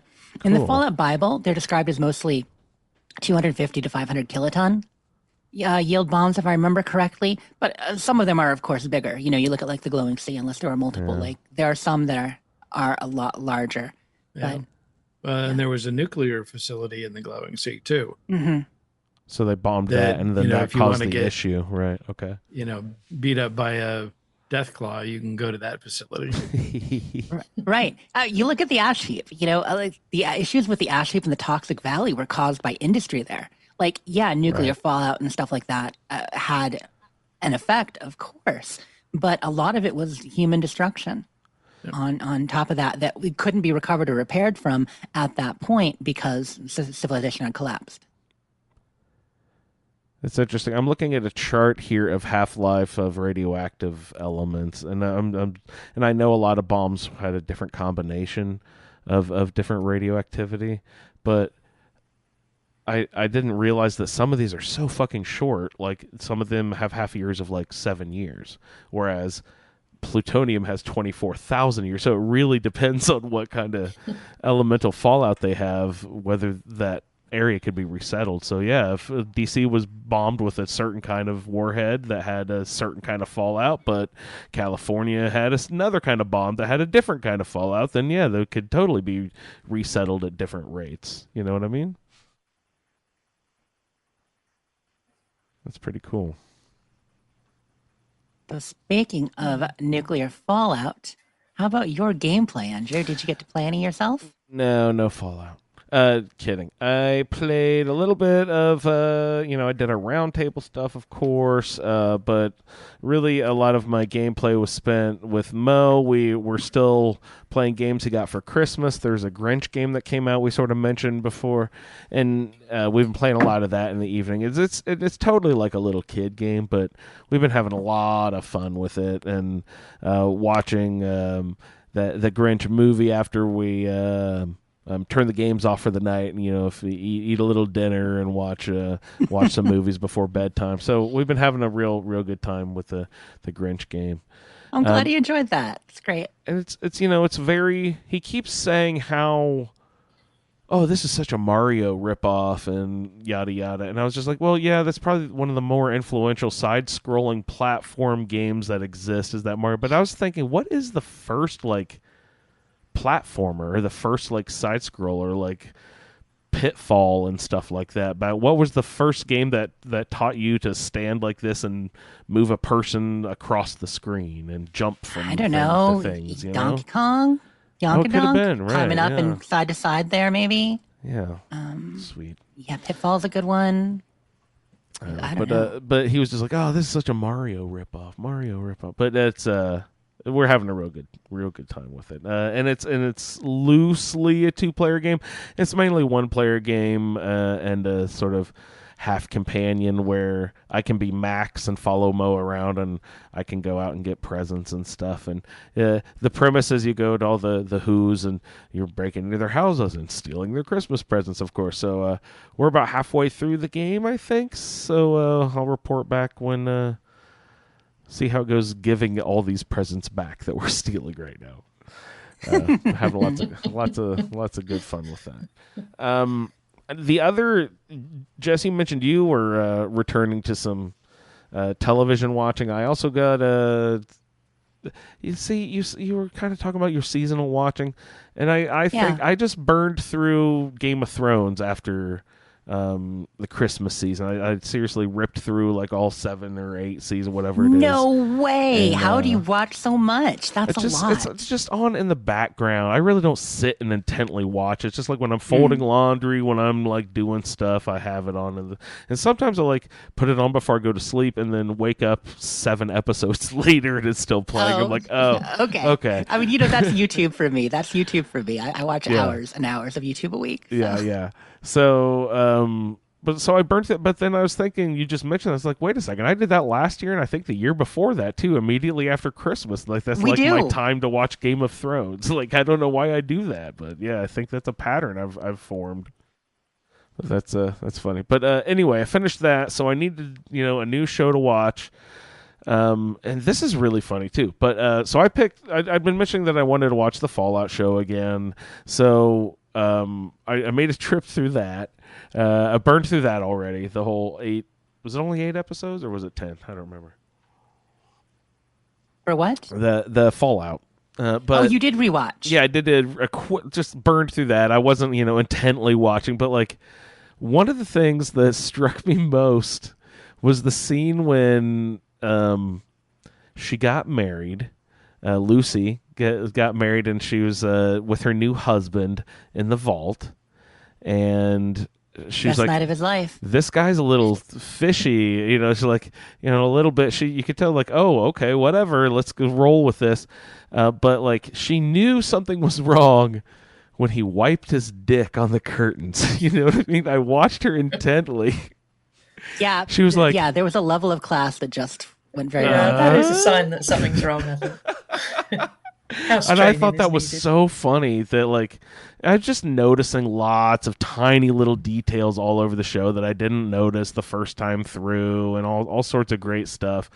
And I was always confused about the timing of the events of what Maximus, he's not really Maximus. What's his name? Fake Knight Maximus. You mean Titus? Titus, there you go. Titus was the knight. The real character is Maximus. Oh, Maximus, fake knight Titus. Yes. So Yes. Maximus,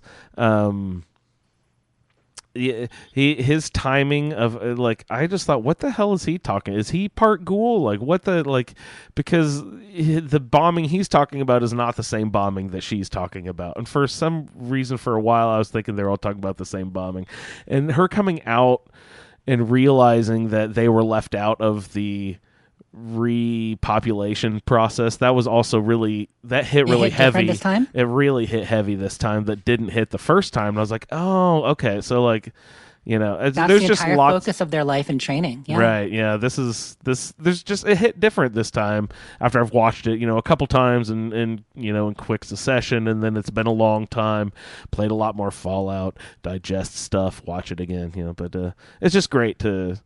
And you can fly right through it. It's got lots of amazing, memorable scenes, and it's just Walton Goggins or whatever his name is spectacular, and he hams it up a little bit, but it's still fucking great, Yeah, it That's really what the is. It character really calls is. for. Due for a rewatch. I mentioned listening to some other reviews from TV critics who had watched it, and just getting into that myself because a lot of the perspective we had from our own show, Vault Talk, and a couple other friends going through are more from the gamer perspective.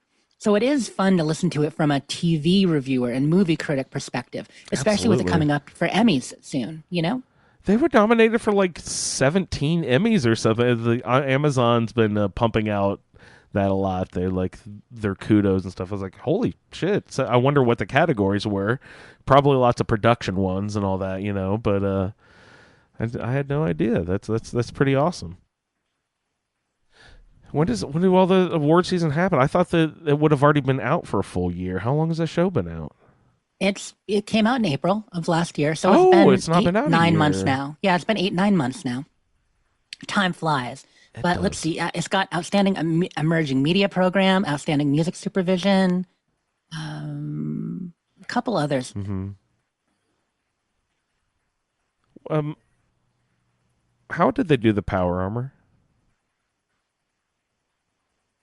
Oh, in the show, Yeah. it's practical. Nuh-uh. I mean, they built power armor as I assume the getting in and out. Fallout is 4 practical. style. Yeah. Now, are they actually getting in it with the whole open close situation? Nuh-uh. We see it happen. We see it happen. Like maybe it's not as smooth as the way it's animated in the show. In reality, maybe they are, buckling and strapping and doing more to it, but they're really wearing it. Did they have a jetpack? There's some guy in front of a green screen with ping pong balls on his face, right? Come on. They Gollumed that shit. There's someone in real fucking power armor stomping around in the desert out there?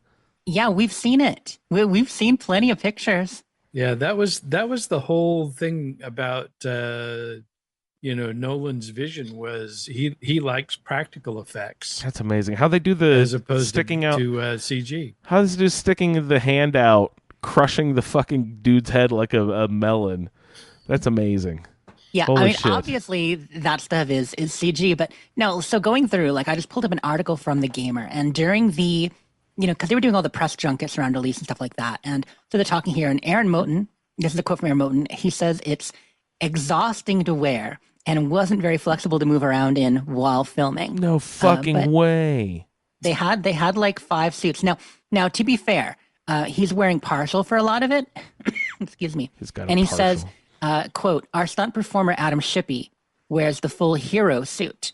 He is like 7'6" or something crazy in this thing with the big stilts he's remarking on. So for some of the shots, it is stunt people in the full armor, boosted up and doing things. But Moten got to wear the whole suit too. He says, quote, I get to wear the top half of the suit most of the time. There's a bunch of iterations of the thing to bring it all to life. And how practical is it? Well, it weighs about 60 pounds. So for the first 15 minutes I'm wearing it, I think, yeah, this is cool. I got this. Look, I move my arms. I can dance. I can act. This is good. Then after 20 minutes, and I'm like, why did I do that dancing? This is really heavy. I'm exhausted. So yeah, no, it's real. I can't believe that. I cannot believe that. Pretty awesome. I'm glad it was practical.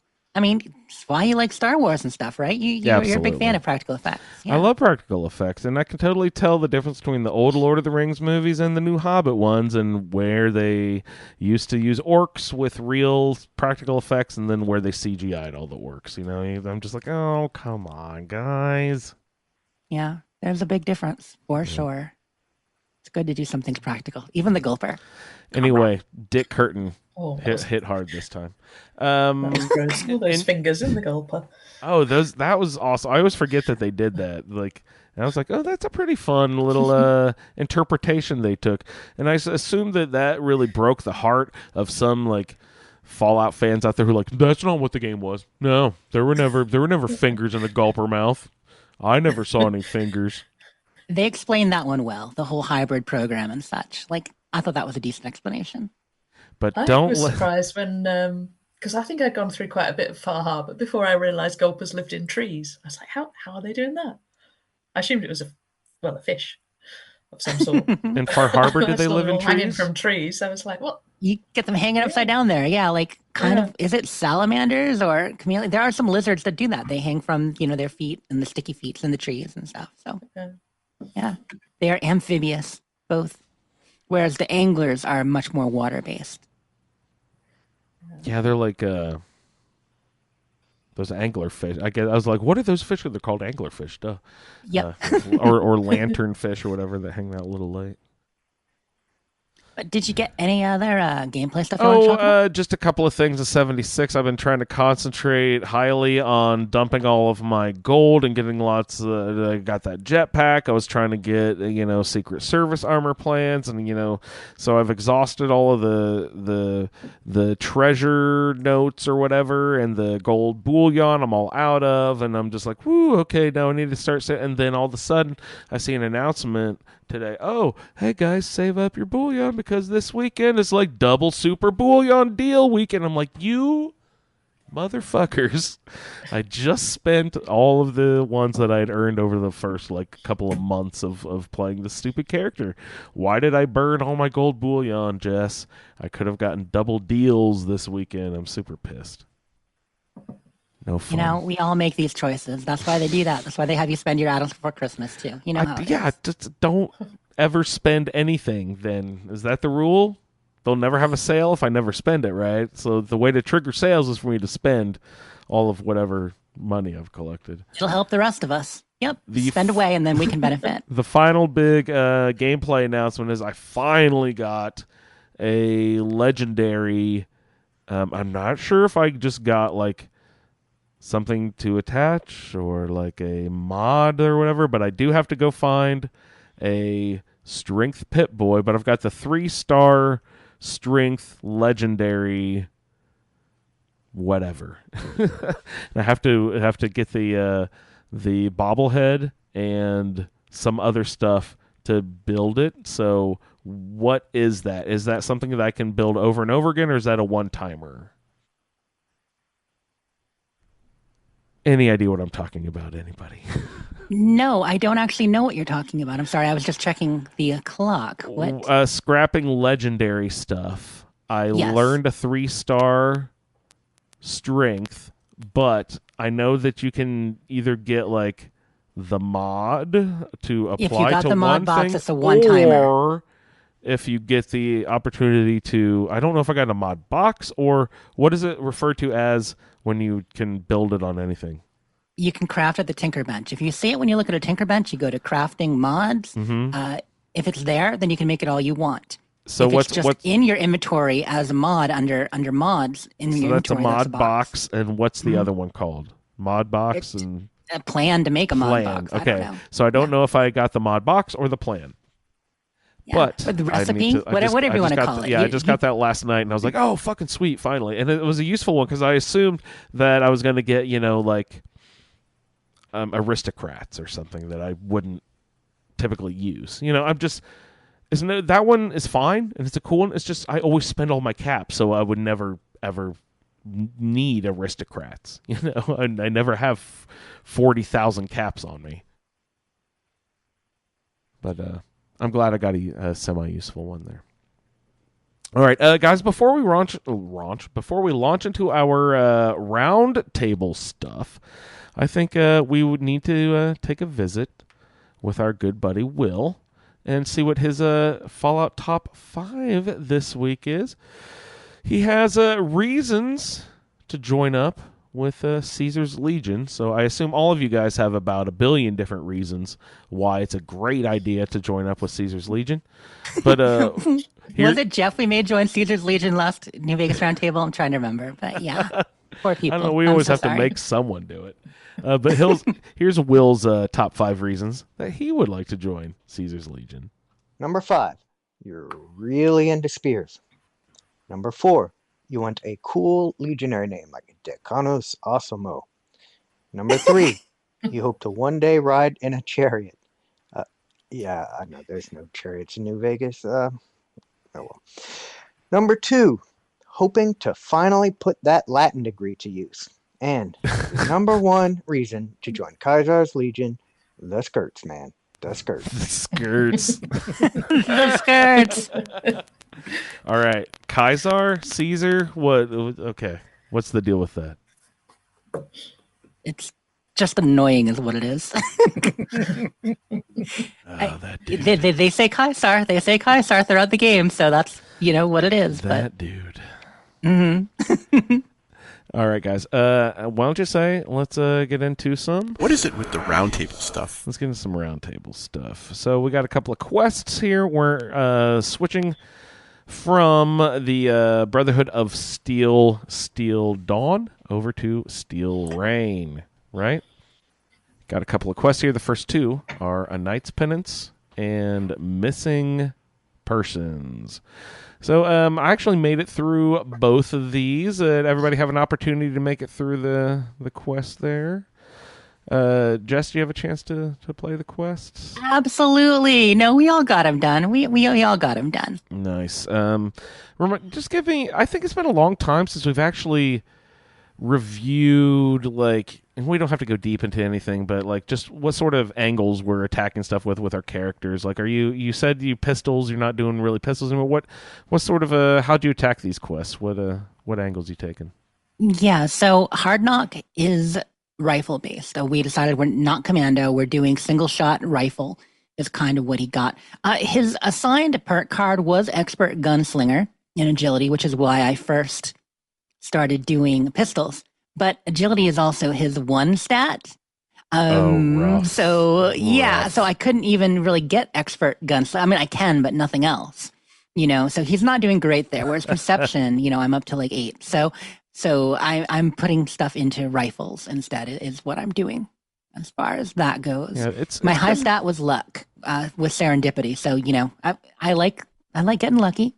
So I've got all the luck perks going on that I can do. So that and rifle, I'm holding my own. Awesome. It's weird. Whenever we play like a normal playthrough, I'd never have my concentration of my main weapon be in a special category that is not like my highest rank or rank 15. But like with these roundtable things, you're like, oh, I'm looking at, agility 1. No, fuck no, do I want to use these pistols as my main weapon? Right. It's the worst. I mean, you can get some in perception. There is like crack shot, I think, is in perception. Like there are, and you get the VATs and stuff. So I mean, there are things that affect it, but no, it was awful. It was awful. So I switched. And then, of course, I've got my camp, my general store camp up in the Toxic Valley. So I'm following all that on my roll.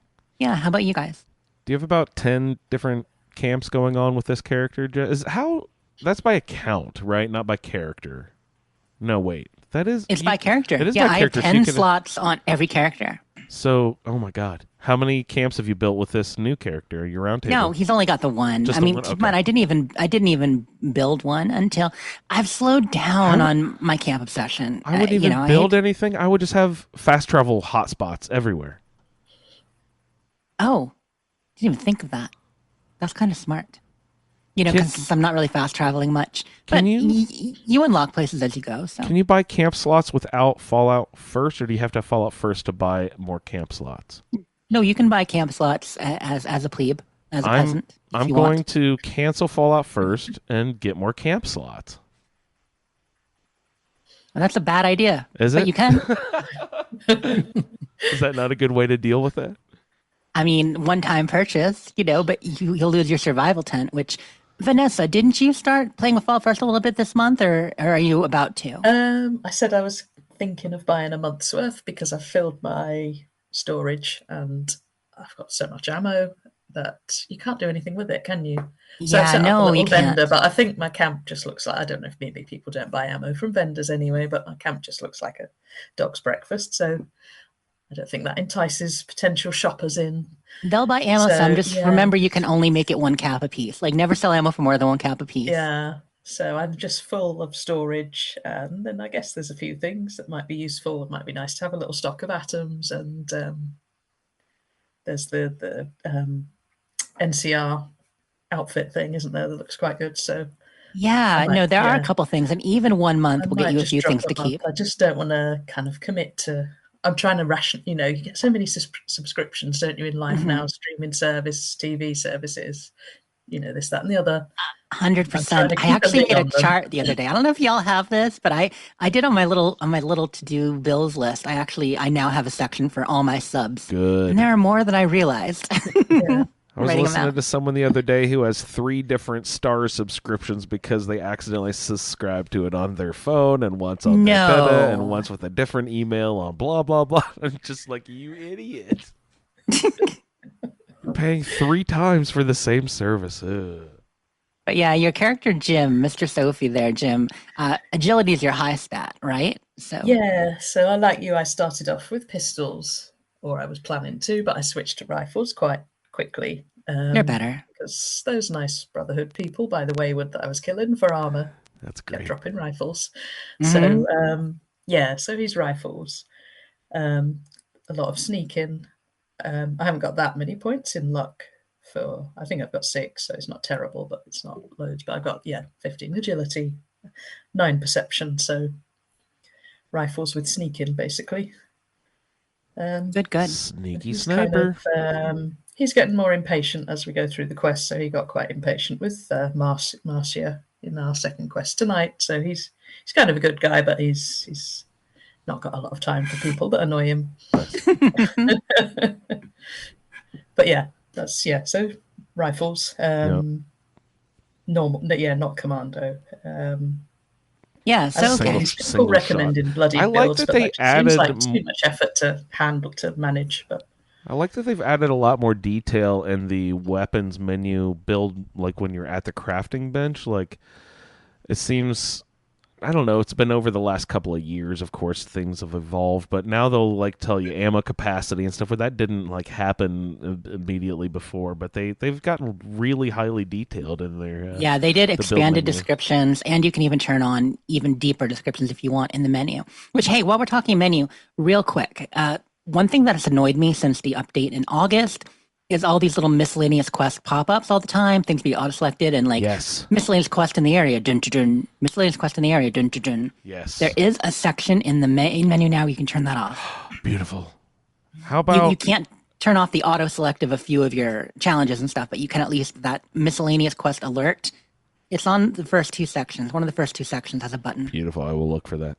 Also, last week or the last couple weeks, you mentioned instead of like the down on your D-pad popping up like your emotes wheel, it does like a tag thing or God, something. I hate it. The ping, yes. Can you turn that ping shit off? Like, is that possible I yet? haven't found a way yet, but I've just gotten used to the new way of doing it. You press up then down. In order to ever emote, it's not down anymore. It's my up down. thumb will Up, never down, remember up, down, this. Up, down. It won't I didn't think have- so, but it has this past week finally.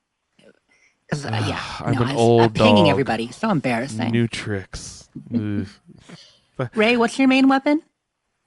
So I bounce between a plasma pistol and a laser pistol. Okay. Wow, energy pistols, nice. Yeah. So I didn't have any. There's no bloody mess is the closest I have to a combat perk, Oh, that Um, sucks. and so I just kind of Wait, how'd you not get one combat perk in all 7 categories? because I and- got a bunch of really weird. Endurance doesn't cards. really have any combat perks. Charisma wouldn't have a ton of Yeah. combat I've perks. got Intelligence. Pack rat, concentrated fire, professional drinker, suppressor, wrecking ball, dodgy, and bloody mess. Well, at least you can fuck up someone's camp. And dodge him. Except, oddly enough, people's camps don't show up when you play on a private world. Oh, damn. I forgot about Be out there that. busting those best builds. You're like, screw this wall. That would be hilarious.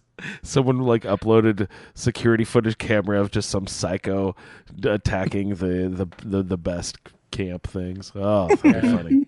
And when I originally crafted the character, I used the Dima, hairstyle. I love that. The transistor screwed into your head. But as it, when I first started, I was like level 2 or 3, and I was at a public event. It was the Mothman at the lighthouse, and of course, there was a high level character there, or a high level player that was running the event, and when we got done, they gave me A hat. the Blue Devil hat. They're like, cover up, son.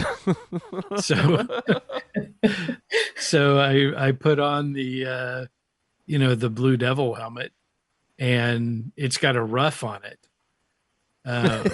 which my character in Fallout London wears a Right, rough with the beef eater stuff. Yeah. that he A got from frilly the Beefeaters. cravat. Or you And mean one of the so- circular ones? The Yeah, the big old rough. Oh wow, yeah. I just thought you meant like the. Oh wow. Yeah. And so it worked out great when I got cannibal. So you see this, big wolf head just go down and these teeth that are, banging away on the body of whatever it is that you're eating. And it was quite hilarious. So I kept it. But, because, I didn't really have a big direction. I've got pretty high intelligence, agility, and luck. So I just kind of went into, to the energy slot, and, I've been playing that way. Did you say that helmet was like a wolf's head? Yeah. Is it similar to the Halloween like costume wolf's head thing, or is it just like reskin version of that, or is it totally a different thing? Oh, I have no idea. It's whatever the new cryptid, character is. Yeah. The Blue Devil.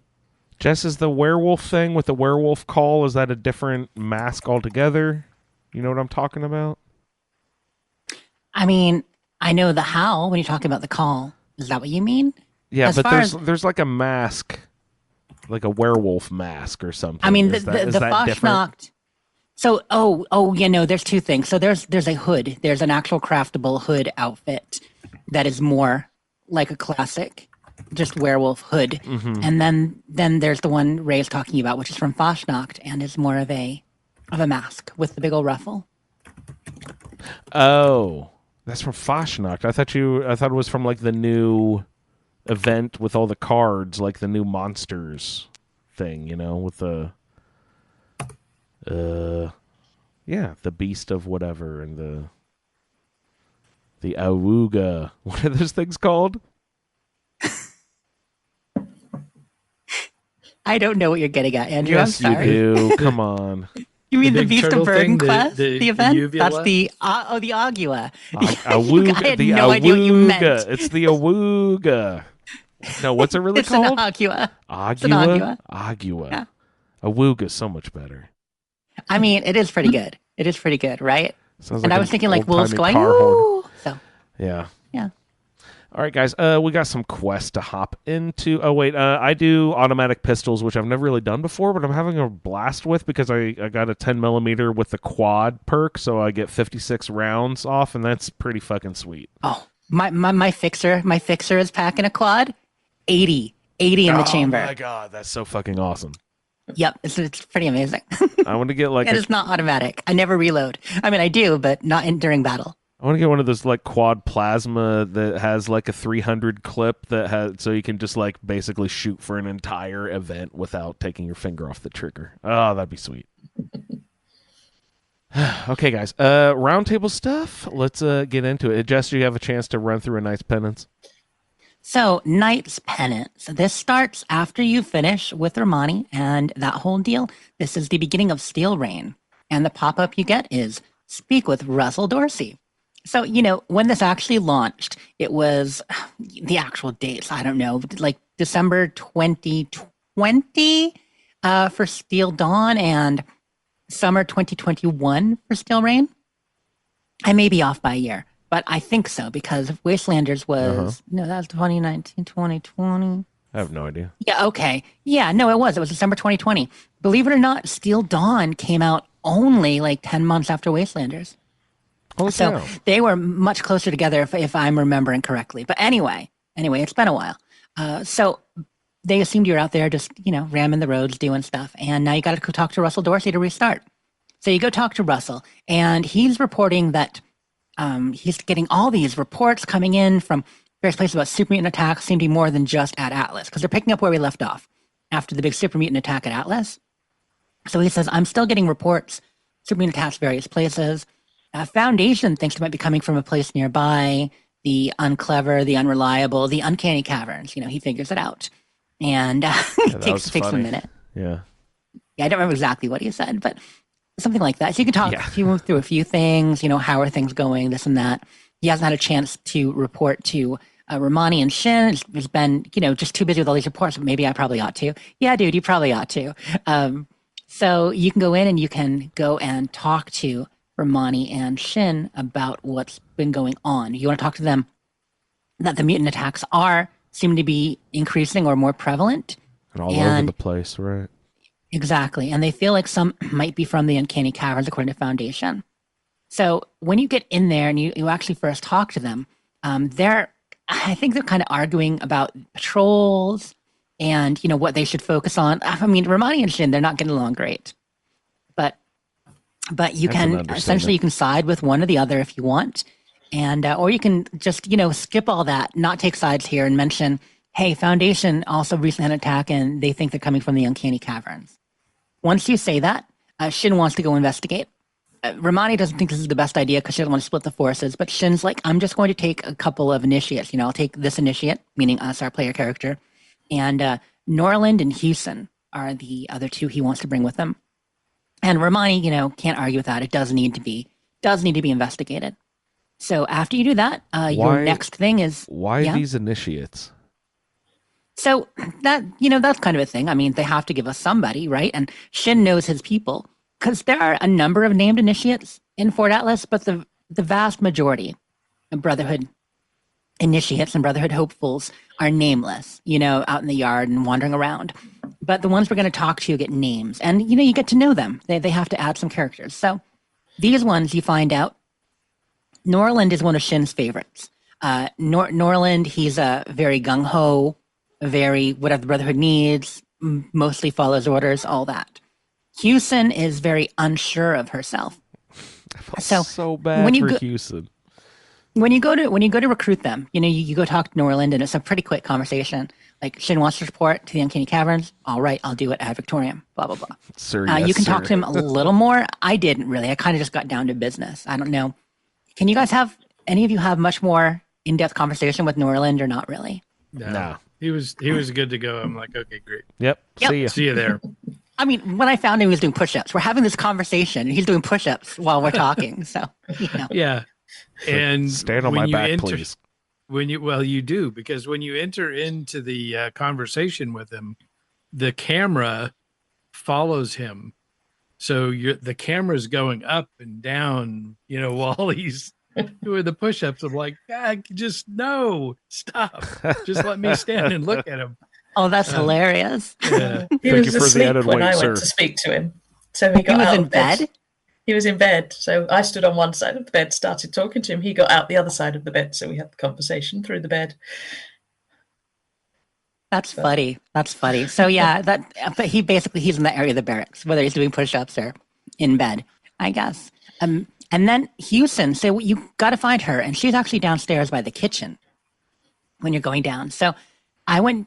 There are two ways you can get there, through the front or the back. I usually go the back way to get down into that area. But you come to the kitchen, and she's actually there talking to Max, and Max is a little bit worried because his sister's missing.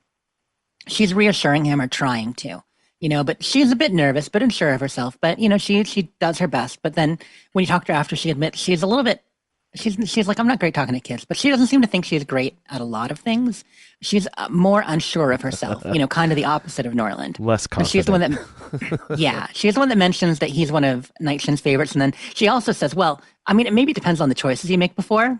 Since Shin and I are, we're buddies. And she's like, well, and you too, actually. I don't want to leave you out. You're one of his favorites, too. Which I don't know if you guys got that dialogue. It's because of some stuff I did with him in the past. Just some cousin stuff. Like it, but I had sided with him at the end of Steel Dawn. Yeah, so you did too. Yeah, so that's yeah. Okay, that's most of us. And again, we found going through Steel Dawn that we agreed with Shin way more than we did the first time we played. Or at least I did. I mean, obviously, he's super Brotherhood, so Andrew probably did not. Of course not. any more than ever. But yeah, so you can talk to her about a number of things, just a little bit about her past. You can take a couple attacks. You can question her competence if you want because of how nervous she is. or you can kind of, just gloss over it and not make her any more self-conscious. If you hang out in the room and you decide that you want to, be there hanging out, taking pictures and stuff for some reason, maybe the lighting is good by the table and you think, oh, this would be a great place to take some pictures. And, not that I would know. If you do that, you actually can, excuse me, listen to her talking to herself a bit. And her first name is Erica, and she's like, she's convincing herself of this and that, trying to, boost her confidence and give herself pep talks, and then getting down on herself for other things. And it's kind of funny. But they gave her a bunch of lines of dialogue for her just kind of talking to herself while doing activities down there. But after you speak with both of them and Shin, the idea is that you're going to then meet them at the Uncanny Caverns, which is a cavern system. Some of you, obviously, if you've been playing for a while, you know. But if you have been playing for a while, this is a location people might not have even discovered, because there was no real reason to go there originally on the main quests. Really? That I can think of. Yeah, you might get down by the Miners' Monument and in that area, but while you can explore Uncanny Caverns, there are now ops there. But originally there were no daily ops. They added daily ops there, so you can see it for that reason. You can see it for this reason because of this quest. But before that, it was just a location to explore, as far as I know, and no real quest tie-ins to anything. Collect a Yeah, I cave had cricket quite a long gland. walk there. That's what I was thinking. So you had a long walk there because Yeah, there wasn't you hadn't that much discovered nearby, it. but yeah. Where Did you were head you down from coming the White Spring, or? Yeah. Were you heading from the... No, I can't remember where I came from. It was somewhere. It was more west of the caverns. I can't remember where it was, but yeah. That makes sense. For me, I did fast travel to get in the general area. I think I was able to, right, because I had done the not automatron. The pasta sheep squatch. So I went down to the area with that cabin there where you fight the pasta sheep squatch. And from there you can go, past Widow's Perch, and down a road past an antenna area, and then eventually get to Uncanny Caverns. So I discovered a bunch of stuff on the way because that was the only place. I haven't been to the Ash Heap at all, and not even the Southern Savage Divide at all, besides Foundation and RNG Station. So yeah, I went to the Pasta Sheep Squatch location and found my way over from there. It was a good journey. I'm racking my goddamn brain about what the imposter sheep squatch thing is called. What is it called? Abandoned cabin? Yeah. No, don't worry about it. That's a good scream with your phone. Someone in their car is right now screaming at their goddamn phone. Let's let it roll. Someone's going to tell us. I jumped up on the roof of the building and there was a Mirelurk, right by the door. So I shot him from up above and he ran off. And so then I just dropped down and went through the door. Because there's cave crickets and a bunch of other stuff in there too. Yeah, you came. Oh, so you came in from above by the sign and then dropped down into the Mirelurk area? I came from Nuka World. Mm-hmm. Yeah, that makes sense. So that's kind of where I did too.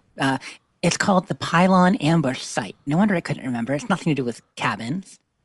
Pylon Ambush Site is the name of the location. But yeah, so I kind of came the same way, Ray, down from the sign and then dropped it. I did go through the building though and clean some stuff out. Because the road will dump you. The road will dump you at the antenna behind it. And you can then either go around the side to the front or you can come down from the top. So the idea is there. Once you make your way there, you have to go inside, and that's where you will meet people. We're just looking for the source of the super mutant where the mutants might come infestation, right? Mm-hmm. Mm-hmm. And so you heard that they might be here. So once you get in there and meet them, Shin is there with Houston and Norland doing a briefing, and kind of get the idea of what he wants to do. He's just, we don't know anything here. We're just going to do an investigation. We're going to go in, see if we see any evidence in the area, and if this might be one of the locations that they're coming from. Your initial investigation going in, little ways, you don't see much as far as that goes. And get over to like the Uncanny Cavern sign, and Houston has a few things, and she nervously talking. She's like, "Hey, this would be a great place for group photo." Shin's like, "Stay on task, initiate." Yeah. Jess was like, "Why not?" pop up right there by that spot. Did he say cheese? Yeah, no. He said, You had a pop up? yeah, Mirelurk popped up out of the Yeah, ground. right. I think that's the only thing we fought in that area up to that point, right? And so at that point, he says, well, not much evidence of super mutants yet. And you have a couple things you can say. I chose to say to Shin, this is still near the entrance. We should investigate deeper. And of course, Shin said, good thought, Initiate. That's the best I mean, of strategy. course, this progresses further on, but each time he stops, like, it seems like he wants to be like, well, I didn't see any fucking super mutants. Let's bail, you know. And each time I'm like, maybe we should look a little deeper into the cave, sir. Yeah, we're like 10 feet from the door. Exactly. You know? Like, well, we killed this Perhaps- Mirelurk. I didn't see any super mutants. Well, not here. I think he's really, this is a way of getting feedback from the Initiates and crew. Like, you know, sourcing your opinions, kind of evaluation of what we've seen so far. Because the next one after that, and he, you know, says, well spoken, let's go deeper. And so you go deeper in and you're into the caverns and you hit the bridges. And then these floaters come out and start attacking. And so that's your next fight, is with 3 floaters, I think, 3 or 4. You put them all down and you can chat again. And he, like Ray's saying, same kind of deal, where he's like, well, I don't see evidence of mutants yet, but I did see some gore. I believe he mentions gore at that point because he passed on the left. And Like meat they have the bags or option whatever. of saying floaters are mutants as well. They're often traveling with super mutants. If you have a certain level of intelligence, maybe, or I perception. think it was a intelligence of 4, I think it was. There was Yep, a check I had made. Yep. that sounds Which is right. good. And if you do that, you get some praise from Shin again, too. He's like, good thought, Initiate, you know. So this is really a case where I think it's almost like a field test in a way, being an Initiate out with him in person, because outside of when we got the supply depot briefly with him, we haven't really done missions with him. We've done missions we've been sent on and then reporting back to him. So he's almost like running with the 3 of us as a bit of a training exercise as much as anything. And to be honest, I mean, I think that's why he brought Houston. He knew she needed some field experience and stuff to build her confidence and get her, you know, a little bit more secure in what she's doing. So she can die. Well, you know, that's always possible. Builds So character dying. It does. It does. What's a little death between friends? But so you go in there, and and from there, he says, "Okay, but how do we proceed? Because it seems to be a dead end." And you know, Natalie. I don't know why she think her name is Natalie Houston. It's Erica Houston. Initiate Houston has some thoughts again too. She talks too much, but it's amusing. But ultimately, she and Norland, after you investigate, you have to find how you can move forward. So you find some rubble blocking a passage, and you find kind of a narrow hole in the wall. crevice thing that you can maybe slip through. So when you report back, it's decided that Houston and Norland are going to go through that crevice. But Nightshin is very clear with them. He's trying to be careful. You know, he's tells them, go through together, stay together, but at any sign of danger, you should retreat. Don't be a hero. You know, and he's pretty clear about that to Norland. And then we're asked to find a way to get past the rock slide. You know, so they're taking the crevice way, we're taking the rock slide way. But he says, you know, don't do anything too dramatic. Which there's a chest in there that has a pack of dynamite in it. Yeah, exactly. So you have the choice where when you get there, if you go around one of the cave areas, you can find dynamite. Which, if you're with Houston when you do that, because when you're exploring, you're with Houston looking, she calms the dynamite. She's like, "Oh, don't touch the dynamite." She's like, "Well, maybe you can, but I definitely shouldn't. You know, I probably should not be trusted with dynamite." It's just, you know, kind of a thing. So when you find it, you can either use strength and dig through if you find a shovel, which there's a shovel out on the side, so you can use that. You can take luck. You can, with a luck check, pull a rock and hope it falls, not on you. And then your other option is dynamite. Yeah, I since I've got high luck, I used that. Did it work for you? Like anything special happen or any comments from Shin? Yeah, is there a way to all the fail rocks that fell. where you have to use the other path? You know, Can you Those- fuck up the rock slide part or whatever? Like, oh shit, I Those blocked checks us were off. both fine for me. One of the things with 76's system for pass fail when it's based on perks or skills, it usually does not let you select them unless you qualify. Yeah. So you can see it's there, but you couldn't actually try it. You know, if that makes sense. It would be Yeah. good if you could choose it and then it goes wrong.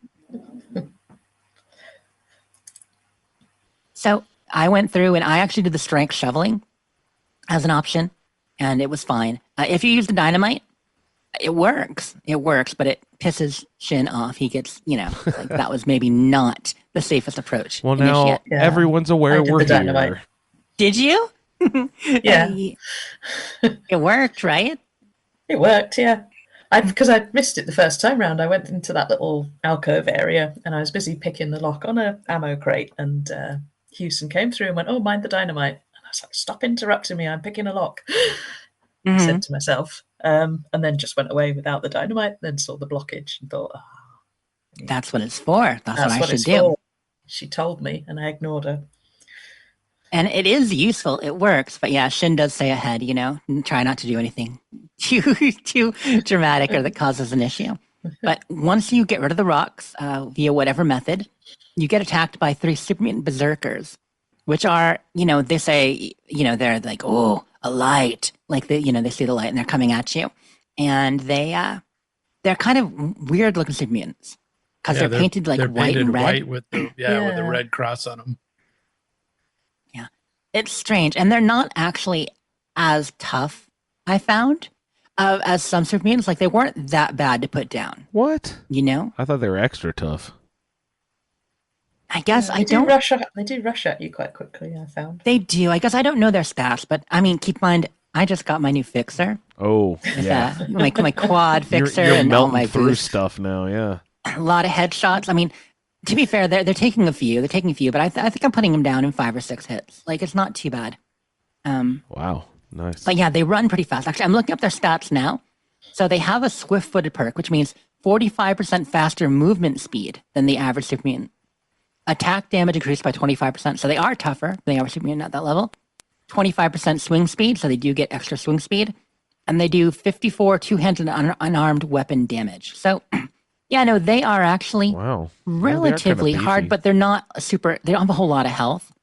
So they do more damage and they're faster, but they're not any harder to necessarily kill Come back if here. you're headshotting them. What'd you say, Andrew? I said, come back here. Quit running. Yeah, exactly. But so you get bum rushed by them. You put them down, and then you got to talk to Shin, and that's when you get a radio signal. I believe. Is that when that happens? I don't remember that part. What was the radio signal about? Yeah, So- from Norland, right? Right, coming through. Oh, Norland panic. Houston is coming through, and yeah, she's like being attacked. Oh, the Can't hear for a bit. the garbled message, right? Yeah. Exactly. And that's what I'm looking for. So I don't know the exact words, but essentially, under attack, Norland, blah, blah, blah, blah, blah, blah, blah. You essentially, you get that they're being attacked. And Shin is upset because, like, if this trail winds around, if this section winds around, they could be up against mutants like this as well. And he's blaming himself. I shouldn't have sent them on their own. But he was very clear. He told them, go slow, step back if any danger. So you can talk to him and you can say, at that point, you can say, yeah, you really put them in a lot of danger. You shouldn't have done that. You can say, you did your best, Night Shin, or I still believe in you, Night Shin, all that. So Well, I doesn't took he the whole, also- I I think it don't- was a good call. Is this the time when he's like, oh no, not this again? You're like, wait, what? Yes, he does say, not this again. And I didn't push him on that, but I think you can, right? Did either of you push him on that? Yeah, I Is that asked him when what he meant. you find the dead body, don't you, of Norland or Norwood, whatever his name was? Yeah, Yeah. we're I going think to. That's here in a minute, but he tips you off that he may have been careless with initiates previously or something, Yeah. right? Well, So what did he say, I Ray? did ask he- him. I think I did he- ask him, but Yeah, he talks about the incident. It was a knight, not initiates, right? Did a yeah. knight die? I forget exactly the details, but yeah, someone died Yeah, and- because of him. Yeah. And it was part of that whole the thing that he and Romani were fighting about to begin with. But yeah, his friend that got killed. I think I did ask him about it. I don't think he minded you asking him, but then after that you can have a follow-up response where you can say, I can't believe I supported someone so gung-ho, or something along those lines. But I didn't take that follow-up response, so I don't know how he reacts to that. Yep. So you can now, you basically you push forward. He wants to get to them quickly. And so you push forward trying to find them. And if you're not paying attention, you run right past them. And you keep going, and then you're like, wait, it's behind me. And then you turn around and go back. But no, what you see is a dead mutant or two and Norland's body, and he is dead on the edge of that walkway. So Norland didn't make it, which is sad. I looted his body, which I felt bad about. Like, why do we do that? Why do we always do that? He only had 5.56 on him. He didn't have contextual ammo. No, come on. Well, I use 5.56, so Could you at least eat his corpse, Ray, and get a buff? No, because I was already full at that point. Because I ate the super mutants. I felt bad looting him in front of Shin. Can you imagine mounging down on your fallen companion's corpse right there? Oh, pardon me, Night Shin. I need to replenish. Yeah, I'm just his last act of support. Examining the corpse closely. He would have wanted it this way. That's right. So, essentially, you find Norland down, and you talk to Shin. Shin is, of course, very upset, but like, we've got to find Houston. And you can even say Houston's probably dead.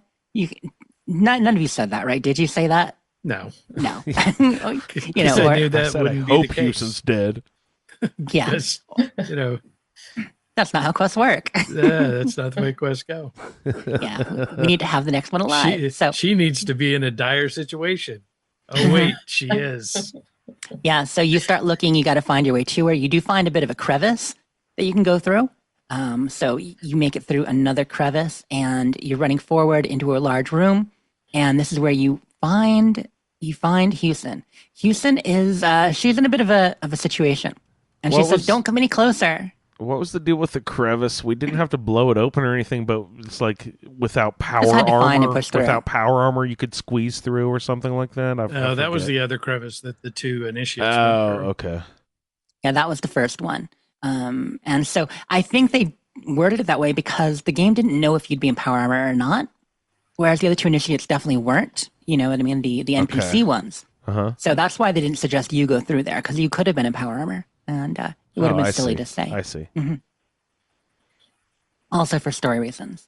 But yeah, so you kind of follow a blood trail in there, and you find this other crevice you squeeze through. And it's a bit of an open room with a little bit of some water in the middle. And Houston says, don't come any closer. I stepped on something. A trap is essentially a landmine, or some kind of thing where she stepped on a trap trigger. Oh, right. And if she moves, it's going to blow. So, of course, Shin, he's already taken a lot of personal blame for this. And so, I'm going to say he wants to be the hero here, but really he's just doing the right thing. He's saying, we can get past this. My armor can take the explosion. So he runs in and he jumps onto the mine and lets it explode, and his armor takes the hit. Now, it does hurt him pretty badly. He is on the ground and out of commission for the next phase of the quest, but he's able to talk.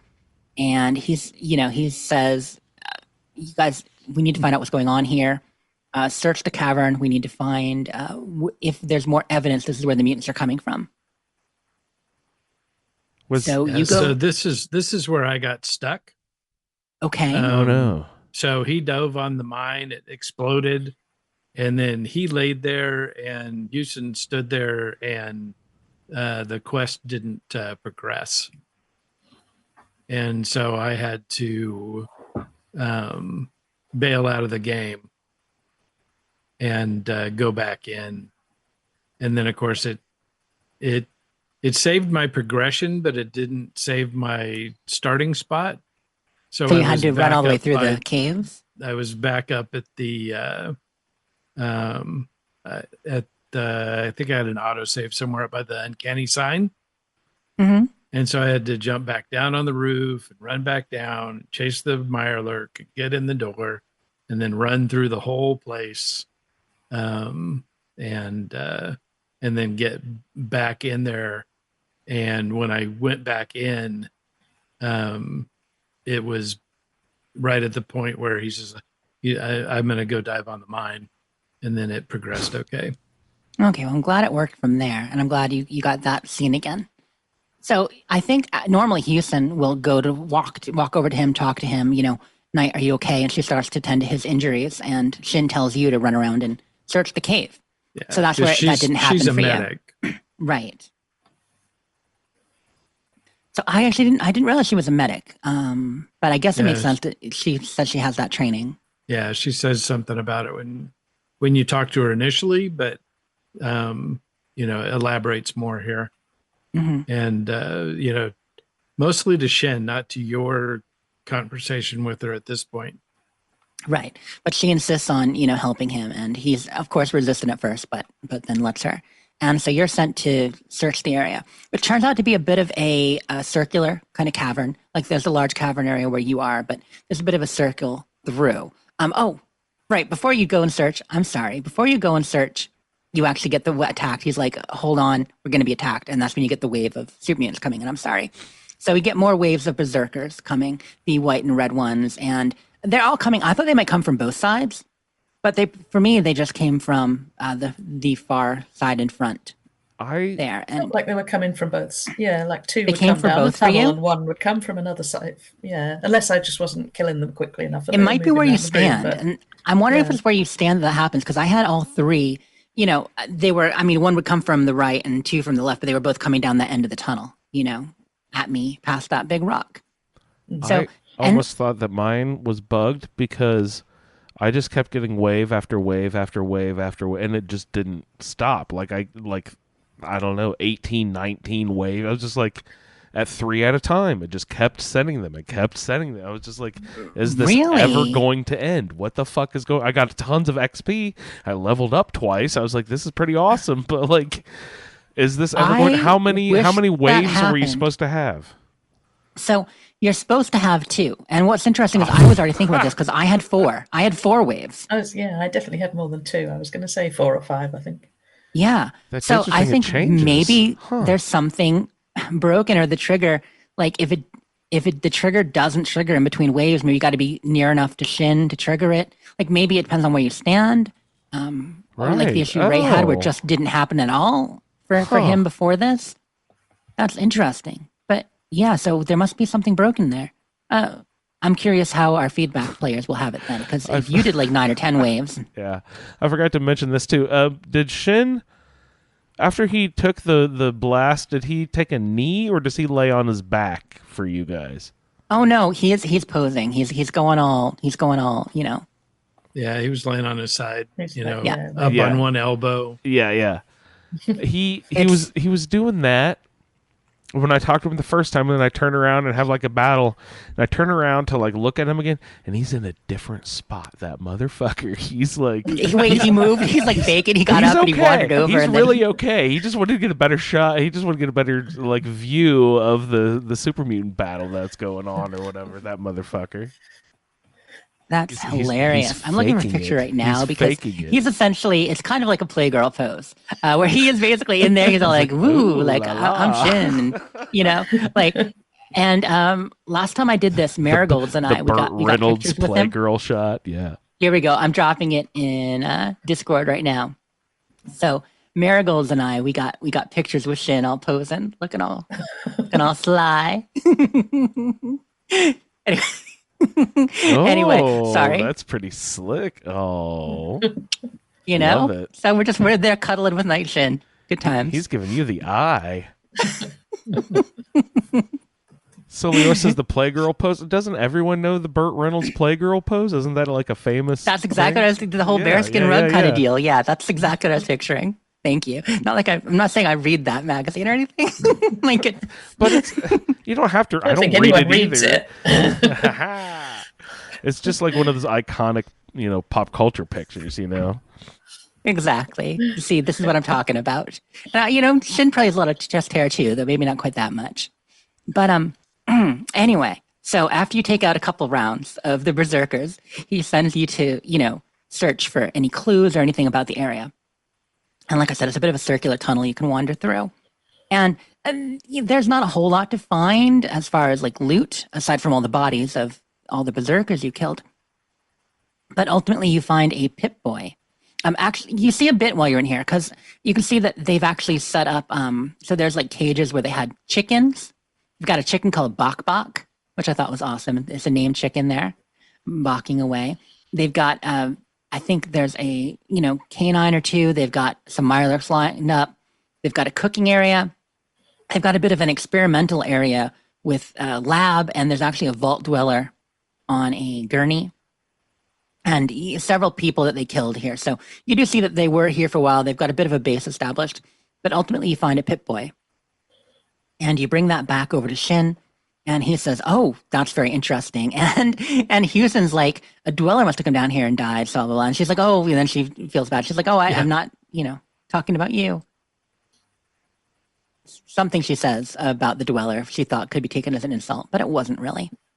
Anyway. And so Shin says you should get this back to Valdez to take a look at. And she should get into it, see if she can find any data about, where this dweller came from and anything that might help us determine more info about the super mutants. And so at that point, you can just fast travel back. Pretty simple. They say they'll meet you back at Port Atlas, and you go talk to Valdez and bring her the Pip-Boy. Anybody hoofing it everywhere?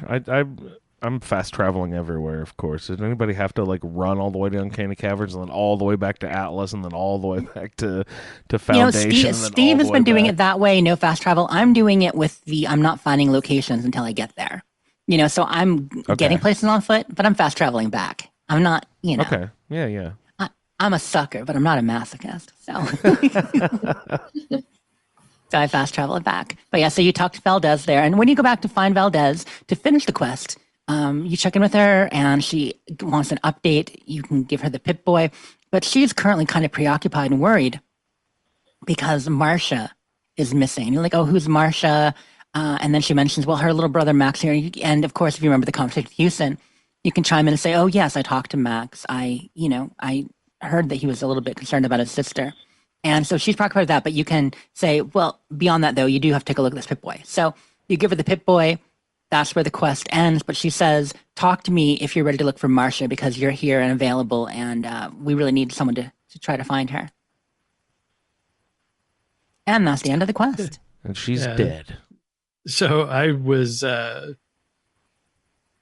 little frustrated. No, I want to talk to you about the Pip-Boy because I want to go on to the next quest. I don't want to take some stupid side quest. And then I realized, oh, wait. This is the next quest. This is the main quest. So. It is a bit circuitous, though. Totally agree. I'm like, okay, fine.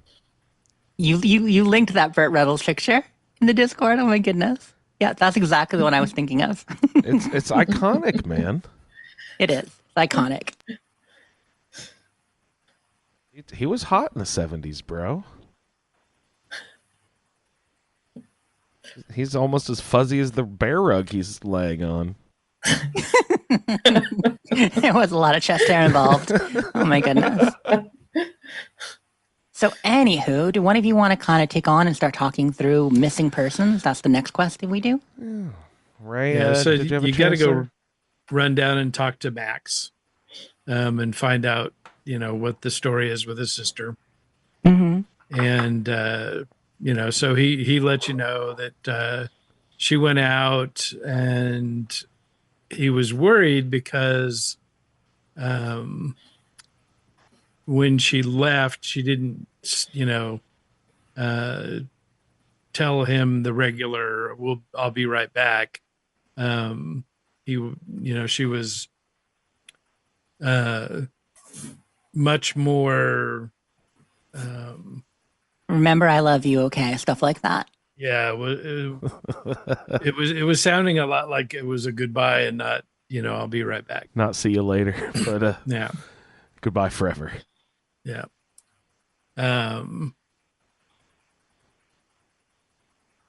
So then it sends you to another initiate who's a friend of hers, named Ramirez. You go talk to him, and he's a little cagey about it, and then you really push Right. him, you know, saying that you want to know more about it. He mentions a Raider war party. You've got a Right. perception check that that you can call him out. Mm-hmm. And Because she was supposed to be going down to Foundation, right? But it had been longer than she should have been to do that. Yeah. And so he's trying to, dissemble. And if you get the perception check, you can call him out on lying. And then he admits that she was talking about joining this Raider war party. so that sends you to Crater. You go to Crater, and our old buddy Pierce is hanging out, and is like, "Oh, what are you doing here, traitor?" Shut up. Pierce. Right. Because I had given them the fake information about the Brotherhood activities. Yeah, I don't know if they're calling you out. I don't know if he's aware of that or not. Like, I don't know if they ever learned it was fake. Yeah, they But- did. Okay. See, Because Sheena mentions it too. see, I didn't get that from Sheena or anything during this, but he says, "What are you doing here, snitch?" And maybe that was him inferring that we had given fake data. Damn. I wasn't sure why he called me snitch. I thought maybe it was because of chasing them out of the supply room originally, but maybe it was the fake data because you didn't follow through. Yeah. That's rude. But Marcia is there with him, and when you're coming in, you overhear them talking about Burke and Sheena. Burke being the white-haired kind of albino-looking guy in the leather armor, who's very, very calm, and It's like, who's Edgar Winter over here? Come on. yeah, and then Sheena, the one who originally sent you to get the fake data. But they took off, and she's worried about them because she gave the info about the AMS headquarters as a lead, as kind of like info that she's like, hey, I want to join you guys, and as part of like sharing information, to show good faith. She mentions that the Brotherhood thought AMS headquarters was a place of interest. And so they went running off, and now she feels guilty because they've been gone and missing for a couple days longer than they should have been. It had been forever since I've been to Watoga without the already completing the Mayor for a Day quest or whatever that's called. Watoga's The a robots shoot giant. at you. It's a giant pain in the ass if you don't have that quest complete. Oh my god. Yeah, There was a lot of robots shooting at me here. Yeah, I got in the elevator and went to push the button, and a Sultron walked through the door. Oh no. Oh no! Fortunately, I saw You her loaded in charging time? up, and so I pushed against the side of the elevator, and didn't get hit by the ray, and then I got the loading screen. So Good. Yeah, just because in the nick of time. ultimately, once the cat's out of the bag, and he's a little annoyed that Marcia told you, but he says, well, make yourself useful and help her. So you can agree to go with Marcia to the EMS headquarters, or meet her there in this case, because she doesn't want to travel with you. What's funny is I got confused here, and I was thinking it took place down at the Garahan headquarters in the ash heap where you did your excavator armor. Me too. Vanessa. They I thought that's where didn't we're going. I'm like, move this, why is did there not they? a marker there? Why is there not a marker there? I'm looking. I open my Pip-Boy. I'm like, fine, show on map. And so from Watoga, I'm like, oh, heck muffins. Because the I haven't exact been by same thing. Watoga at all. That's either an extreme coincidence or something weird there, because I was looking all over the ash heap. I was Yeah, like, where I where thought- the fuck is this quest? You've got the Garahans, you've got the Hornwrights, you've got AMS, and yeah, so AMS, just of course, confused. their headquarters is in Watoga. But Yeah. it took Clearly me a you bit of a didn't journey to listen get there. You I didn't didn't listen listen. closely to Marcia. Nope, she probably said because she Watoga clearly mentions- 12 Yeah, times. that it's in Watoga. Yeah, Oh, I did didn't not hear catch that that either. part. Because I thought it was going to be the place where we had to go to get the vaccine for the scorched plague, because that was A something, wasn't it? Yeah, AVR, me- AVR medical. Yeah, I was at AVR. Yeah, okay, I got that. AMS AVR, and AVR, right. AMS. That's yeah. probably what I was Oh, looking yeah. for too. You know what? So You get to Tortuga however you do. And yeah, it's an adventure. I actually managed. Hard Knock has gotten kind of sneaky. So you guys had trouble with robots. Oh, fucking I robots. managed to like mostly be cautious, undetected or cautious the whole time through. I'm hearing like the little spin up, the whirr, and the projectron things opening, and they start to talk, but it's happening like just out of view, just beside me. So I got through with only fighting like one robot near the high school. I also came in from the south side. I went down, I went across from the mountains and then up from where the high school is. So that's how I got in. I that was okay. I expected an Assaultron to pop out though, Ray. Like I really did, especially going into that building. And it switched to danger when I was going up the steps into the AMS building. But at that point I was basically there. So I just ran the elevator and managed to click it. And you load into the lobby from there. So I noticed, so the missile launchers that we had, those Hellstorm missile things. Yeah. I thought the mercenaries were just a little bit too closely named to that. Right. You've got Hellcat versus Hailstorm. But yeah. So, but yeah, so there was one that Marsha was fighting, took them out. Then you start progressing through the building. And, the weird thing in this building is that they had a pneumatic tube system for people. Right. Isn't that odd? Like, are we hopping in like little weird pneumatic tube things like at the bank? Yep. So you're being shot from, from your car at the drive-up teller to the inside of the bank. It's funny because you use an elevator for the first floor to get to the lobby. But yeah, she has you go up to the third floor. And I mean, you can talk to her a bit and you can be nice or rude. There are a number of times throughout this when you're going through looking for them. You can talk to her, get an update, and you can, be nice. You can be rude. You can talk about what you found or not. But yeah, so you're going to the third floor now, right? After you take out the first one with her. And you've got to find a way through, which I found this a little bit difficult to navigate. I don't know about you guys. I was going to say, I don't remember the last time going through this building, but I do not remember it taking me 3 hours. It was ridiculously long. How often I backtracked, how often I went up. I was like, man, I can't. Okay, I'm going to reload. I'm going to load onto a different server because I must be missing a door, or a door is not blah blah. But something, and I just got lost and blah. God, it took forever. That's what happens here. So I mean, I think 3 hours is an exaggeration, but I will admit that I'm like, did something go wrong? So after you clear out, you get to the third floor, and you fight. There's a robot in here and some raiders, and then go around. There's a hallway, and there's another room you go into, and there's a robot, and you end up, you essentially after you take out all the raiders and the robots, kill all the enemies is what the thing says. It's find evidence about the raiders or what have you, and you can find Burke's necklace, his necklace there, which once again gives you a chance to talk to her, nice or not nice, etc. But after you do that, you need to keep going. There's still more dots, and they're up on a higher level, and you go to the main room. You can see them on the balcony. You cannot figure out how to get up there unless, you're paying attention, which somehow I think it's just the way they designed the level, because Ray probably had no trouble.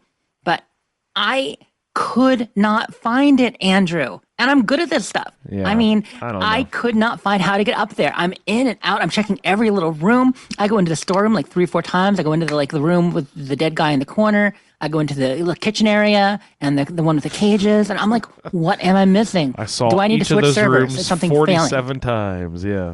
Yeah. And it turns out that at the hallway, there's just a little left. At the one corner of the hall, there's a little left to get to some stairs. My eyes missed it going back and forth there at least 5 times. It's that Corvette. And obviously yours did too, Andrew. Again. Yeah, I was thinking, eventually, it's probably one of those, let me look up. I can see it up off to the left here. So that means, of course, I have to go down 2 levels and around a spiral and then up and then over and then go up and above it and then drop down to where it is, So, of course, just like you mentioned, there's a stairway. This was the worst one for me. Did you two, Ray or Vanessa, did you have trouble with this, or did you just see the corner like normal people and go up the stairs? I think I found that bit all right. I missed the necklace because the quest marker was there, and I thought it wanted me to interact with the terminal, which you couldn't do. So I thought, oh, the quest marker must be referring to the next room. So I did go back and forth between those two rooms a few times before I saw the necklace. Did you just say the necklace was in the terminal, right? Inside the... It was on a desk. Yeah, it was on the desk in front of it. Yep. On the desk in front of it. Was there some... What You're was thinking inside? of one later. We'll get the there. One. Okay. Yep. Yeah. So you get Burke's necklace. And you, Ray, you found the stairs like normal? I might have stubbed my toe on a desk fan, but no, it was... I didn't have too much trouble with that one. This was the only bad spot for me. Like after this, when you're making your way up the next level, it's not too bad. Things are round robin. There's stairs up to the middle and such as you go through. So yeah, you clear out everybody on the balcony. You find more evidence. One of the next piece of evidence you find is a dead raider, and she's like, oh no, this raider went down with Sheena and Burke. So it's someone she might not have known, but she knew of them. So you're fighting Hellcat mercenaries, not raiders. But the Hellcat mercenaries basically feel like raiders. You know what I mean? Yeah, they're like blood eagles. They're like different flavor cultists. Yeah, exactly. Yeah, it's kind of like the Talon mercenary groups or the Gunners up in the Commonwealth. Like there are mercenaries, but there are mercenaries that you can interact with and talk to more, and then there are mercenaries that are kind of raider-esque, evil, and territorial. Yeah, yeah, bad dudes, hostile on sight. Exactly. So the next thing you find a note. You find a crumpled up note from Sheena in the next area as you go through. You kill a few more raiders, going upstairs, and this is where the note says Sheena. It's like if anyone follows and finds this, the only way we're going to live here is if we turn ourselves in. So they kind of have to surrender. And once again, you can talk to Marcia about that. Yeah, it's known as the hastily written note. Yes, hastily written. Couldn't take Is it. that off because you pass a raider, don't you? Yep. See a raider that's a bit beat up and looking a bit like lacking in hair, like a Children of Atom kind of. Yeah, he is. He is in bad shape. Yeah, that's the one that she recognizes that this guy left with Sheena and Burke. But you can reassure her that just because this raider's dead doesn't mean they are. And then the next thing you find is the note. So, and again, you can talk to her like she talks about, family, and you can, remind her that, hey, she has family back with the Brotherhood too. Like I said, you can be kind or mean during all this, and you can say, well, she's like, I'm worried about them. They're the only family I have. I'm like, well, you've got your brother. What about the person she's like, you're oh, actually absolutely, related no, absolutely, to? yeah, absolutely. So it just kind of steals her resolve, and So she's the other thing that's kind of going on through this whole building is that if you're reading the terminals and everything, right, you see this was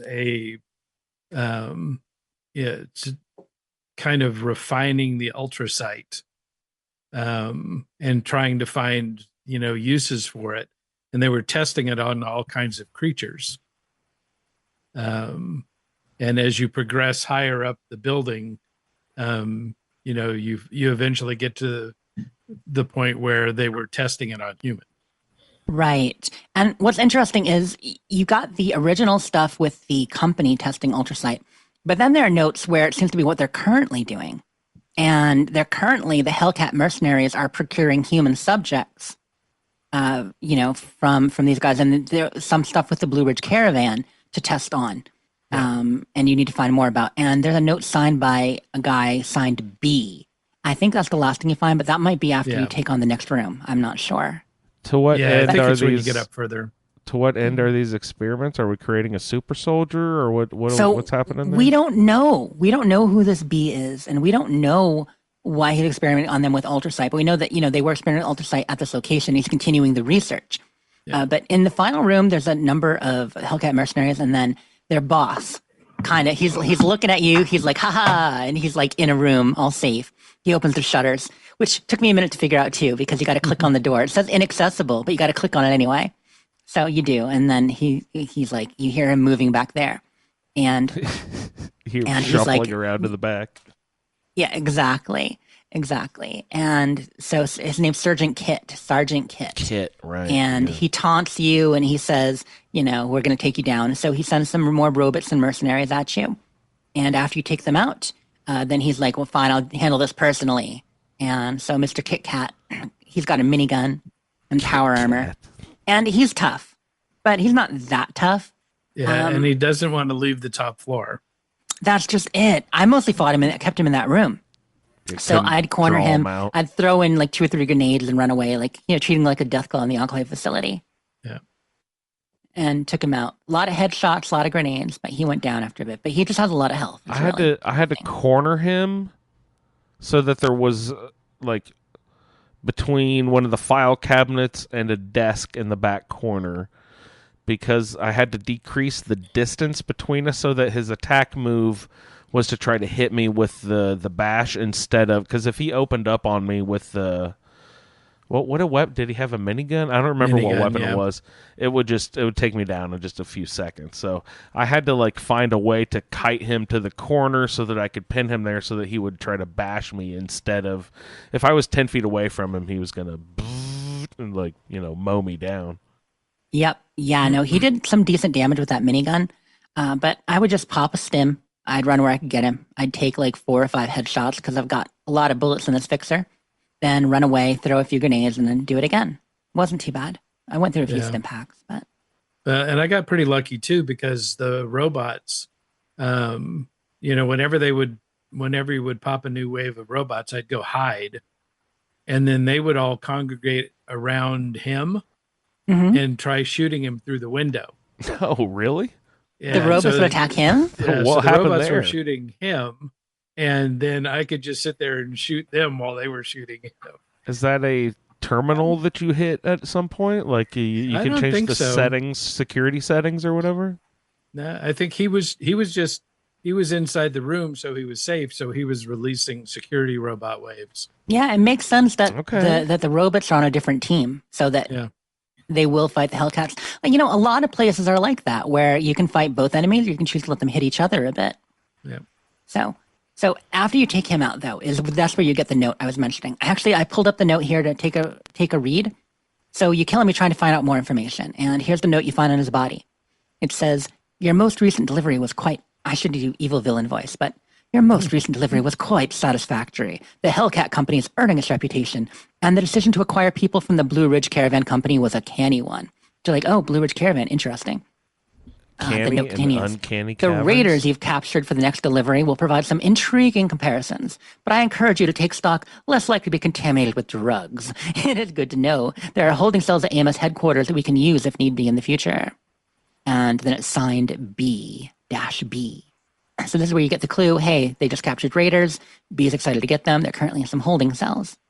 And this is where you have to look for a key, which you kind of see, you can spy in that terminal. Behind in like the broken, right. cracked terminal. Here it is. And so I was trying to like move and click it, but really, if you just go to the desk and click, you can loot it like normal. Yeah, it was. I was wondering why had so much trouble picking up the damn key. It's because you're not supposed to actually put your reticle on the key itself. You have to click the desk, like Jess said. That took me way too long to figure out. This quest threw us for loops a couple times, Andrew. We're on the same page. You play so much days Fallout. it took me to play this quest. 84 years. Uphill But, both ways. But no, you get used to certain things interacting certain ways. And yeah, this one a couple times threw us for a loop. So I'm with you. Anyway, once you find the key and you talk to Marcia, she's resolved. You got to run down back to the lobby and you have to find a door to get to the basement. Did you guys have anything else on any of this right here until we go down to the basement? No, I don't think so. Don't think so, no. I'm trying What's to down remember there? So one of the terminals that or something had a message from Madigan. Oh, I missed the message from Madigan. I didn't see that one. Okay. Madigan is with the fire breathers, for those who don't know. And so he was talking about the use of the depleted ultrasite as as weapons against the scorched. Mm-hmm. And so this is where they got the idea of the ultrasight weapons that they were using against the scorch was Oh. in this building. Awesome. So yeah, so you learn to make the scorch killer rounds when you're part of the fire breathers at the fire station, and so this is where you got the idea from it. That's cool. That's cool. There are a couple terminals like you mentioned with various things. The Hellcat eyes only one, and Yeah. and then lore here. There's one where you can pick a safe, which it's funny. You can use a terminal to unlock a safe on the far side of this room. The safe is actually all the way across the room behind a table on the other. So I unlock the safe and I'm like, okay, where's this freaking safe I just unlocked? Why isn't it open? Look in. But there's also a terminal right by that safe because I used the terminal to open the safe, and it was right there next to me. Oh, I used the terminal to open the safe, but the terminal was on the far side on the platform and the safe was behind the table. So yeah, I didn't realize there were two. Isn't there a terminal in the room to open the inaccessible door, but the terminal to open the inaccessible door is 2 floors down and off to the fucking east side or whatever? Or is that wrong? I think there was a way you could open the door and actually get to him sooner, maybe, but I didn't take it. Oh, I might be mixing terminals up. I might be thinking of Garaham mining, but there was a terminal I came across where I think you needed level 2 hacking to open it, but I don't know if that was in this quest. I can't remember. I remember what I did is that I went all the way upstairs to the inaccessible door and thought that the terminal I was supposed to be using to open that door was there, right, the one outside, and it was eventually, but there was a part of the quest I wasn't quite ready to do yet, so the option to open the door wasn't available in that terminal yet. But after I went back downstairs and did the thing I was skipping, went back upstairs and checked it again, then the option to open the door was okay. So yeah, I remembered what happened there. I just remember having lots of trouble with that door and blah blah blah. And I mean, you can progress it just by doing the quest too, because he will open it himself after you fight enough people. Yeah, after you take out the robots. So at this point, you go down to the basement. You go down the lobby, and there's a basement door right there you can go through. And there are a couple, it's not that large. You get down into a lab. You can fight a couple of mercenaries and all that. And then after you kill, I think maybe 3 of them, you find Sheena and Burke, and they're in the holding cells on the lower right. Mm-hmm. You go in there. And they're excited to see you, but they're like, Marcia, what are you doing here? And, with this person. Who's this bastard? Yeah, because they remember you from before. Yeah. Yeah, Sheena was like, you've got some nerve. Yeah. Now open the door and let me out. You're like, fuck so no. You can talk to him. And at this point, the quest updates where, it's either kill the guards and rescue the raiders. And then after you do that, open the cages or leave the raiders. So you can technically just walk away and leave the raiders, or even tell Marcia you're going to leave them and leave them locked up. There was seemed to be 2 levels of letting people go or finishing the quest there. I, did the thing where it's I gave the locket back to them or whatever. You can return Brooke's necklace to him. Whatever it was. Thank you. He's like, oh, thank you. That's so awesome. Okay, now let's get out of here. And I'm like, nope. so you give them the necklace and you can still let them rot in there. Oh, jeez. Yeah. So you open the cages and let them out, or you don't. Just leave and don't. And then after you do that, then the option is talk to Marcia and convince her to, tell her, yeah, you should stay with the Raiders, or you should come back to the Brotherhood, kind of things. In order to let them out of the cages, if you talk to Marcia or you tell them that you're going to let them out, you just have to go to a terminal and unlock. It's pretty quick and easy. Yeah, I was kind of bummed. So I had opened the doors, and Sheena goes over and starts tending to Burke. Right. Mm-hmm. I convinced Marcia to go back to the Brotherhood and take care of Max, and then I went back to the terminal, but the option to wanted to lock him back in was not available.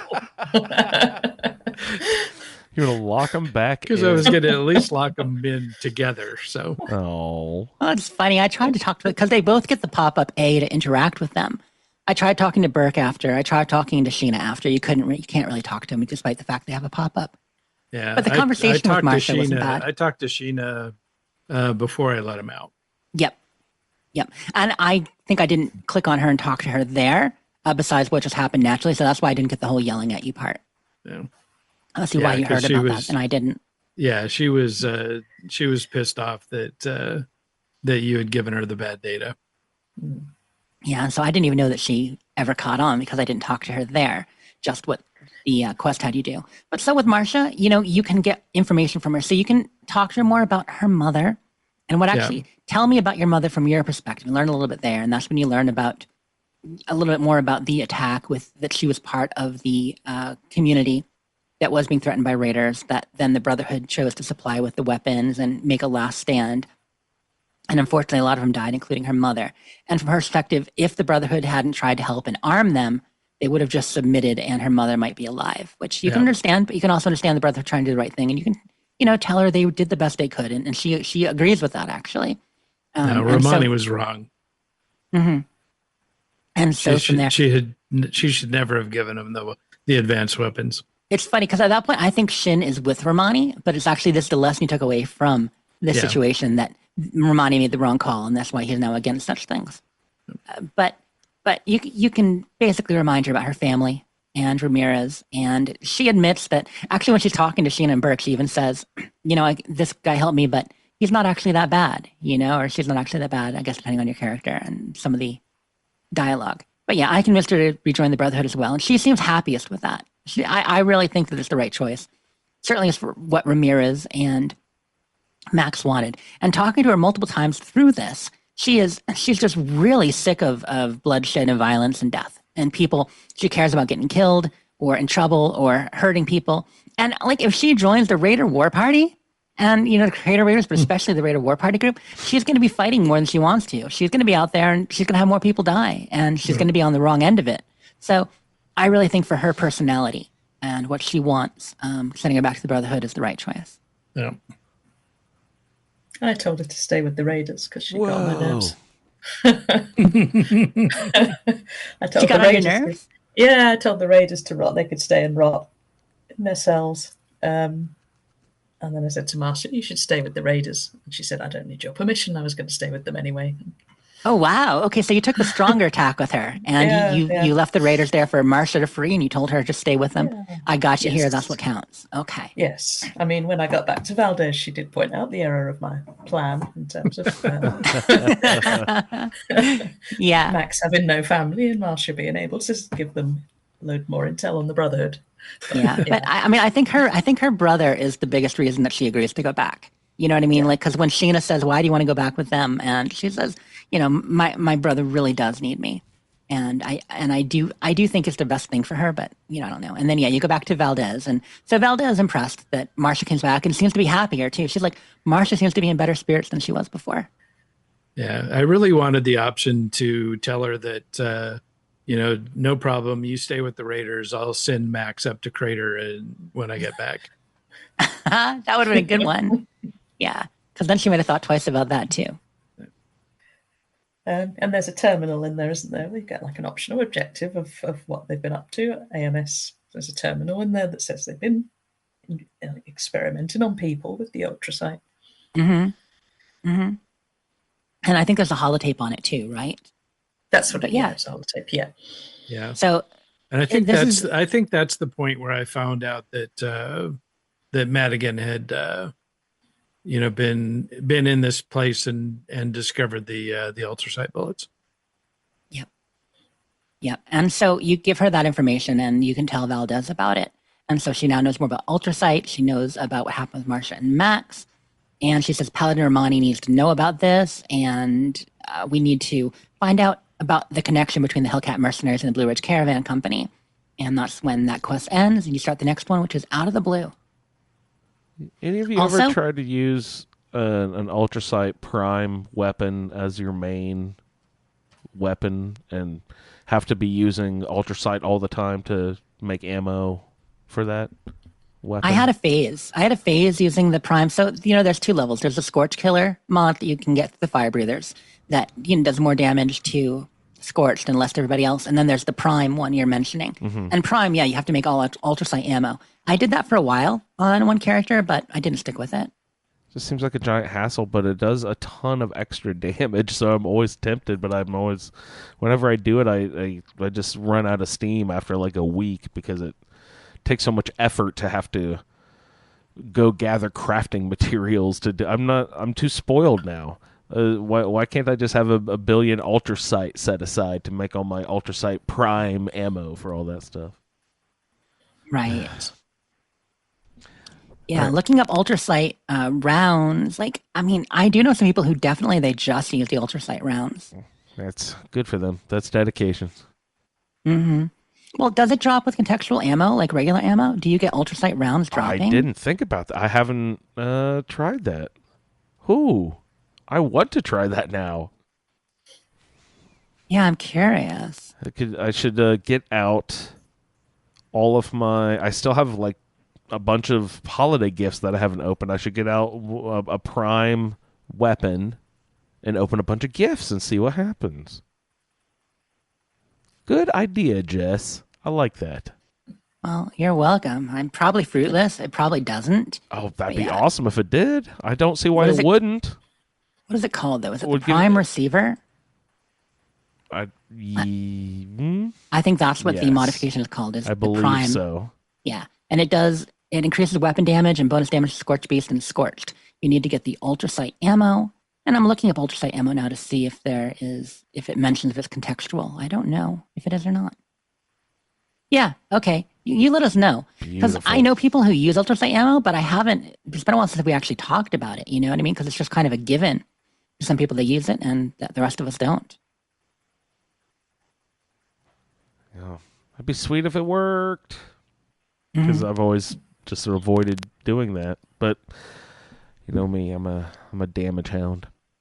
All right, that concludes our quests, I do believe. Is that correct? Was there any other closing up fragments, any matters with the Brotherhood there?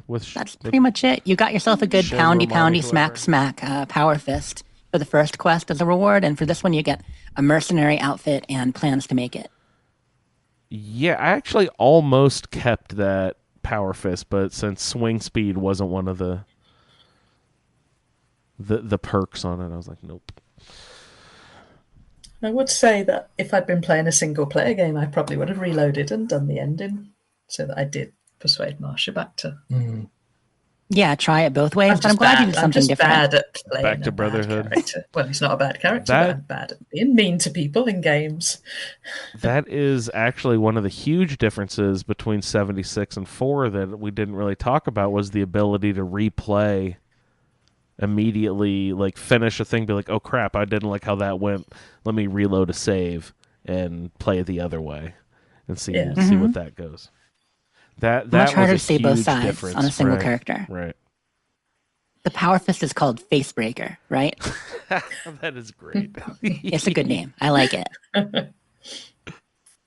Oh, perfect. Yeah, that's pretty much it for our quest. All right, beautiful. Thanks for the roundtable stuff, y'all. Jess, let's get into some iguana bits real quick. Jessica, to the office, please. Jessica, to the office. Your iguana bits are ready. Please come pick them up.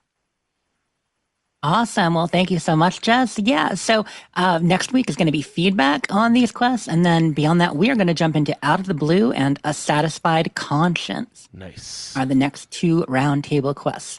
But in non-roundtable news, let's see. Not a whole lot of bits this week. Some fun stuff to discuss real quick. Actual updates from Fallout. We did get a article or two. The Atomic Shop. Nothing new this week. It's just mix and match bundles. It's stuff you already have. One of them is called the Back to Your Roots bundle, which is supposed to be gardening, but really, I think it's a good way to describe the shop right now because you're getting a lot of stuff from season 12, 13, and 14 in the shop. One thing I would recommend, though, in the Back to Your Roots bundle is the Spore Plant Bed, it's called, which is really like your Audrey 2 Little Shop of Horrors thing, Oh, cute. which I think you wanted that, didn't you, Andrew? If you don't have it, it's the one where you do. can sleep and it eats you. Oh, you assume you have to get the whole fucking bundle. You can't just get the cute little bed, right?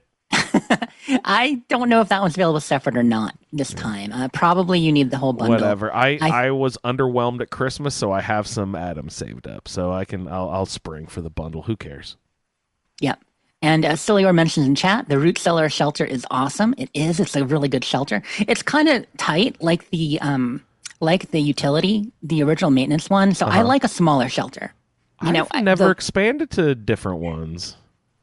Are you really just using the maintenance? You haven't bought any I of still have the the others? original main one. There was an ice one I almost got, right? What Wasn't there about an the ice vault shelter? quarters or the server room No. or the lobby? No, nothing. I've never upgraded my shelter space. So, first of all, smart, because that's, they all cost atoms. I've mentioned before that some of them I feel are too expensive. So on principle, I refuse to buy some of the larger ones. But that one does sound. What was it 800. called? The one you just mentioned? Did it have a name? Was it? Yeah, the root cellar shelter. Root cellar cellar. shelter. Okay, that sounds. It's a good one. It's got good vibes. It's not too large. I think you'd like it. Yeah, the large ones they're just annoying because you'll never fill them. So really, the best way to use the large shelters, in my opinion, is to wall them off. Just to set up walls and then have a section you're going to use and actually build in, and just let the rest be. And that way you can actually fill it and make it nice. Get to a shelter yet, Vanessa? I've got a shelter, just the standard one. Yeah. Nice. The maintenance one. Have you done anything in it for building or not really? Not much. I've put all the crafting stations in the entryway, and then I've put a bed and a light. So I battled with rigging up the electrical. Just the basics. Okay. No, that's just the basics so far. Putting crafting in a shelter is a good way to go because it does let you do whatever you want with your camp. So that if you just build however you want to do your camp for theme or variety, and then put that shelter there, and then boom, you just pop in to do your crafting and your sleeping, and you're good.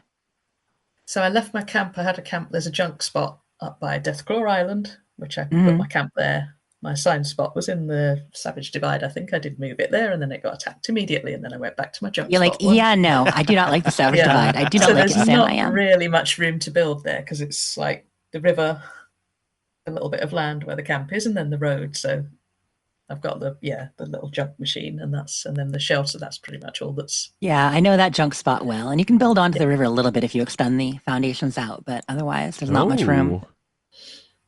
But as far as the item shop, the actual bundles, I would say the Back to Your Roots bundle. If you don't already have this stuff, that one is worth it. You get that shelter, you get the apothecary resource thing, you get the Little Shop of Horrors bed, and you get the vines, which I love those vines. They're awesome. The other bundles in there's a Season 13 theater bundle, which has some good theater stuff if you want to build a movie theater or, theater, what have you. There's an army bundle where I do like the army building set. The walls are cool. It's like cinder blocks and concrete, but good looking, better than most. Cool. But nothing really new. The other thing for actual news is PTS update. So I mentioned last month the PTS server had gone live to test the Ghoul update and things coming. There have been updates there, so they are evaluating what's gone on the last couple of weeks, making some changes. So if you played the PTS, which I think a few of our listeners do, most people don't. But if you're in the PTS, there will be some resets. Some things are changing. It's mostly related to Ghoul stuff, but also they are testing the spring event that'll be coming up in March called the Big Bloom. And yeah, they're Overgrown involved in that. So if you enjoy the Overgrown in Atlantic City, they're going to be part of the event, but there are some new creatures as well. So that's happening. In the world of 76 drama, since there's no real news, I figured I'd get into drama for a minute. So people involved in the camp communities or various drama groups around 76 might have noticed a few days ago there was some drama starting on Reddit, as it often does. People talking about there were two people banned. Two people got bans and for reported camps, and they were floating camps. And the one, gave some really specific details. And the reason for ban, breaking TOS, blah, blah, blah. There was a floating camp involved in the picture. So suddenly there was drama, like, are they banning people floating camps now? Oh my God, Bethesda's turning on people who have floating camps. Well, no, that was never the case. But of course, that's people went with it because it was the reason listed for the ban. Well, the reason listed for the ban is because these camps were submitted as best builds. And on best builds, when you go buy them, can't be cheating. You can like them, you can look at them. There's also a button to report the camp. Okay, so while you can report players normally, like you can report players through Xbox Live or whatever system you use. If you make it easy, the influx of possibility is huge. Right, and this is what's happening. And you can also report players via ticket, but both of these are kind of circuitous, and they can be ignored, and they're not super easy. Reporting a camp as a best builds, it does open you up to be reported because there's a button right there. You can report someone, you can select a reason. Now, of course, most people aren't doing that. Why would you just report every best build you see? No, you're not going to do that for the most part. But I'm anti-best build man. especially high floating camps are ones that do sometimes get reported. So if you're doing a camp that is especially using build tricks, I'm not going to say glitched, but some build tricks, some of them might be reported, but the high floating camps are by far the most likely to be. Because have you for seen an two underground reasons. one? Yes, I have seen Nice, a okay. underground camp as the best All right, build. sorry. What were your two reasons? Sorry. So they are most vulnerable because people who do a lot of building are aware that when you fast travel to a floating camp, on first fast travel, if it's up in the air much, you're going to fall. Okay, so first fast travel, you fall, you hit the ground, you may be incapacitated, have to respawn, you may just hurt yourself, and then you have fast travel a second time, and you will land where you're supposed to on the location. Now, low floating camps, just a story or two up, like most UFOs and little things like that, this doesn't happen. You fast travel, you're there, you're fine. But especially high floating camps, first fast travel, you fall, it hurts you, it feels like a trap if you're not used to it. And so a lot of casual players visiting these kind of camp, they'll fall, they'll be damaged, and they'll be like, what the? And they'll report the camp. So it's fallen for that reason, first of all. But also, this is by far one of the most obvious kind of build tricks, like underground, but a little bit floating, nobody really minds. Camp merges, stuff like that, people don't mind. But you get a high camp up like that, and there are people who are, shall we say, angry still about legacy being removed, and angry that various ways have been done to cheat the system, to dupe, and all this have been reported in the past. So to these people, and while I feel that it is kind of obvious, there's a big difference between breaking the game, duping, getting 8 people in a raid, things that actually hurt the game and gameplay and server standards versus putting down a few items, deleting one in a certain order so that one of them stays floating in the air. Like, these are two different things.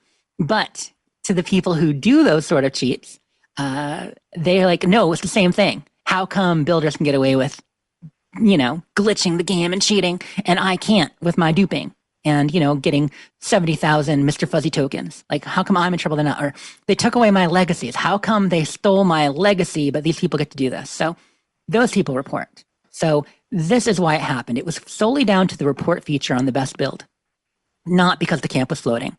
Now, it happened early in the morning, and by later that day, well, overnight, and then by later that afternoon, Bethesda did chime in. They're like, they reversed the ban, and they chimed in on the Reddit thread and elsewhere on Discord and made a statement. Actually, let me just quickly, I will give you the statement real quick, just so you know what it was. Pretty simple. Essentially, they're saying, Fallout 76, here we go. We've seen there's been a lot of discussion around floating camps in the community today, so we want to take a moment to clarify our stance. We want to reassure builders that floating camps are okay to build, and we love seeing them. We've highlighted a lot of them in our various camp showcase pieces over the years. Yes, many I've produced and shared these camps with. I have taken people from Bethesda into floating camps and into underground camps, and they are aware, and they do not mind within reason. And to continue their quote, it is not our intention to take action on camps based on how they're built, as long as they are not harming other players' gameplay by blocking events or access to NPCs, creating server issues and lag, or breaking general terms of service rules.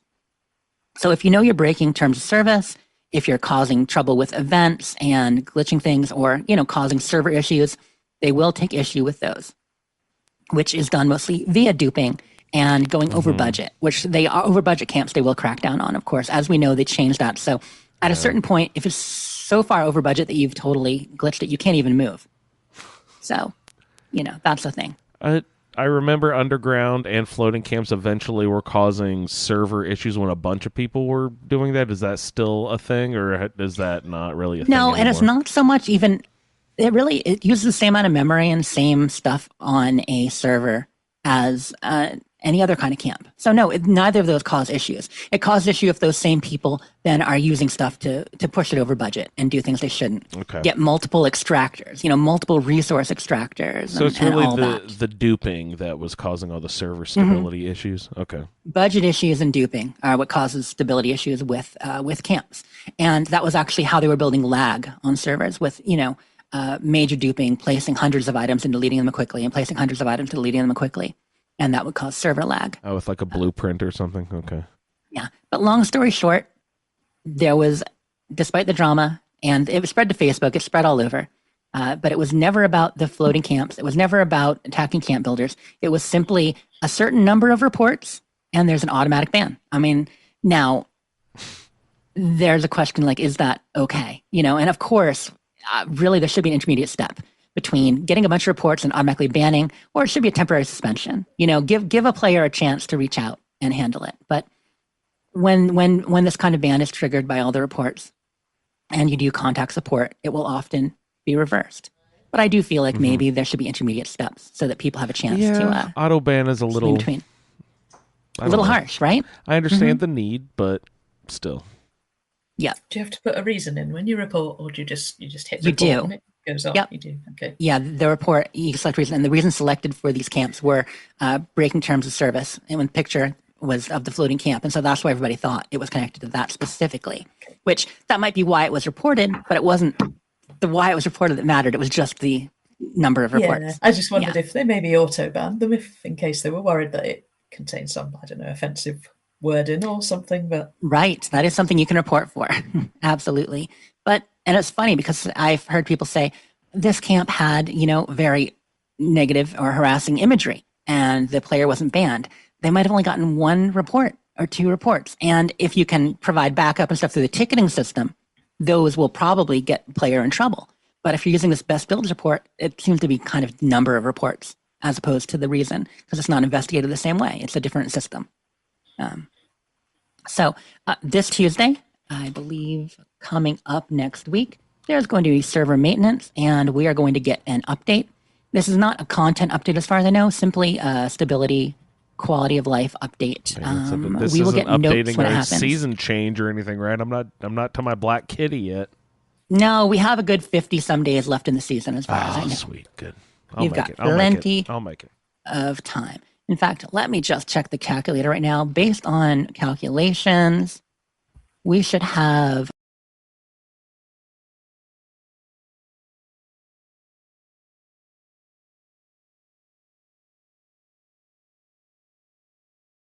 at least 2 weeks more food for the mess hall. All right, this next one is dated February 2nd of 2095, so this is over a year later. And it's from Senior Knight Wilson, and it does not have a 2, so we don't know who this is actually going to. But the subject is She Will Be Honored. So I think we can kind of see where this is going. It says, "It's been 5 days since touchdown. After the tremors, we've spotted no Bravos in the air. Preliminary declaring mission successful. On a personal note, the world can never replace Liz. Appalachia can never repay her sacrifice. Godspeed, Paladin Integrity." All right, this next one is dated June 3rd of 2095, and it's to the Brotherhood Defiance from Senior Knight Wilson, and the subject is Mop Up. "I want to confirm that we have spotted growing numbers of Bravos. If one is spotted, contact the officer of the watch immediately. Scribe Grant is investigating. If there are any new developments, I will contact you immediately. Ad Victoriam." All right, this next one is dated August 13th of 2095, and it doesn't have a 2 in the address, but it's from Senior Knight Wilson, and the subject is Defend the Line. And it says, "Sierra Bravos grow increasing in number. The range of Scribe Grant's sonar array isn't attracting all of them. If they hit Thunder Mountain, all is lost. The men know there is no operation plan. No deserters. We will fight to the last." All right, here's a couple of supplemental logs. This one is titled Touchdown Recovery. And it's from Knight Wilson to the recovery team, and the subject is touchdown recovery again. So it says, after losing contact with pallet integrity, initial assumption was touchdown was a bust. But 2 days after signal lost massive earthquake, okay, that makes sense, spotters reported tunnel collapses. After a couple weeks, skies clear. No new scorched assaults on Defiance. We thought it was a final victory. Now Sierra Bravo's swarming from multiple fissures. We can't contain them. Situation dire. So it looks like Sierra Bravos are what they're calling scorched. All right, and this final entry in Senior Knight Wilson's terminal is titled Touchdown Recovery. So it's also to the recovery team. And it says, any Brotherhood personnel that read this, you are now on the recovery team. Under my command, we didn't have the men or firepower to find the fate of Operation Touchdown. All hands may be lost. Touchdown's transponders broadcast on the Brotherhood's radio frequency 92.3, encryption 3A-F1. Follow it and find them. Can't shake the feeling that Paladin Integrity's fate is the answer to the Scorch Beast, Sierra Bravo's menace. Touchdown Supplemental has more details.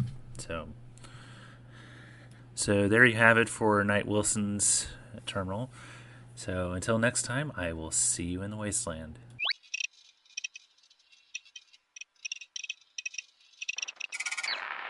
To participate in the Fallout Terminal Velocity Project, send your special letters, holotapes, and terminal entries to thefalloutfeed@gmail.com. Thanks a lot, Mr. Solior.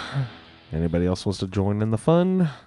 Contact the aforementioned address. As we sign off for the evening here, just one quick thought about the Fallout Terminal Velocity. Just there, Sierra Bravo, that was SB as in Scorch Beast, right? Yep. Okay. Yep. All right. So let's go ahead and do a big shout here. I just saw that it just happens to be Bob's birthday today. So let's all do a big, warm Fallout Feed happy birthday wish to Bob. He's actually one of the few of you guys out there I've never met Jess in real life. I've met Bob in real life. I still haven't even actually shaken Jess's hand in real life yet. But Bob, happy birthday, sir. Hope you get all your grand wishes that you could ever dream of, sir. All right. So let's go ahead and say good night. Good afternoon. Jolly good show. Vanessa, thanks so much for hopping on. Is there any social media or anything like that you'd like to shout out on your way out the door? No, I'm only on the Discord, so yeah. That's it.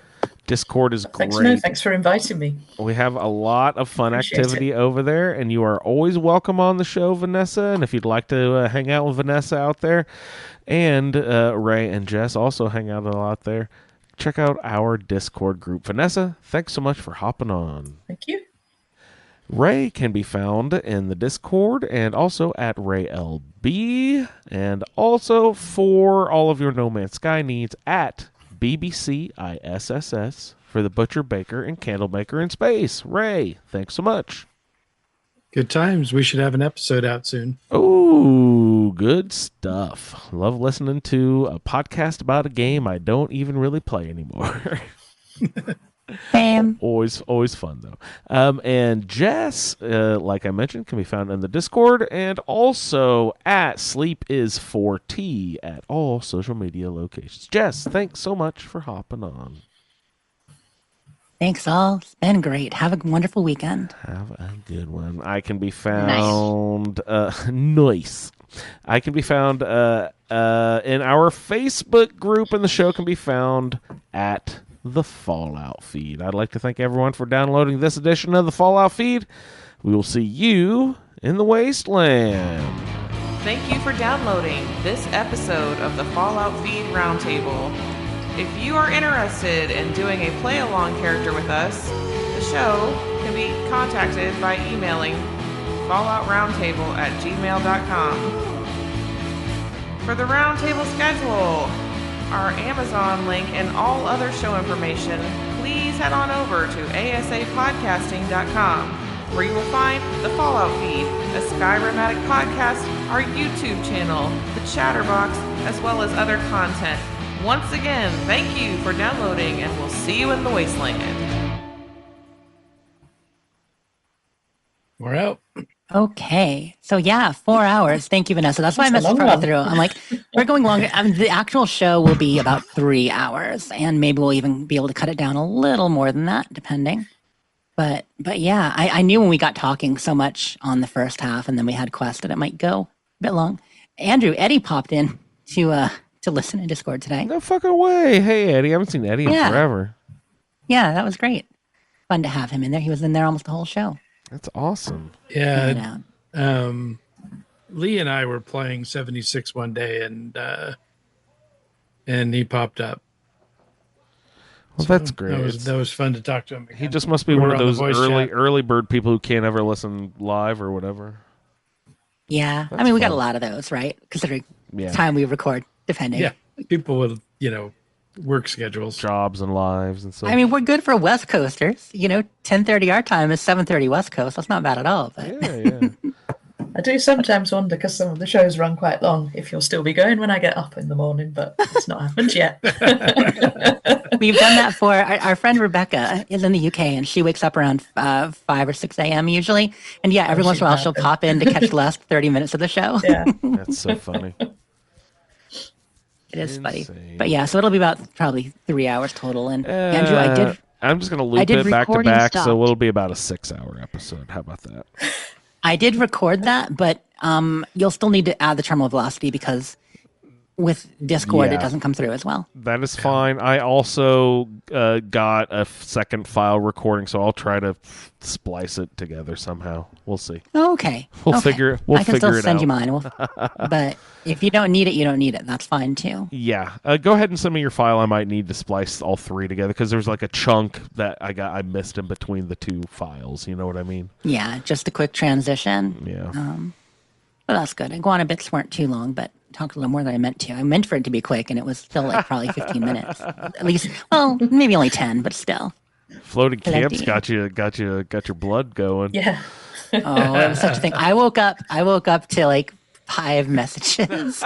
So I had Jess, seen have it you from Reddit seen thread. Reddit today? Oh my god! And I tried to put out a few fires, but I woke up and I had a couple of building YouTubers, Oh no! Are Jack you? Amara and Moonlight Cowboy, and a few of them messaging me like, "Do you know what's going on with the floating camps? Is this a real thing? Should be worried." Blah blah blah. And so I'm like, Are you a Reddit like a Reddit community moderator as well?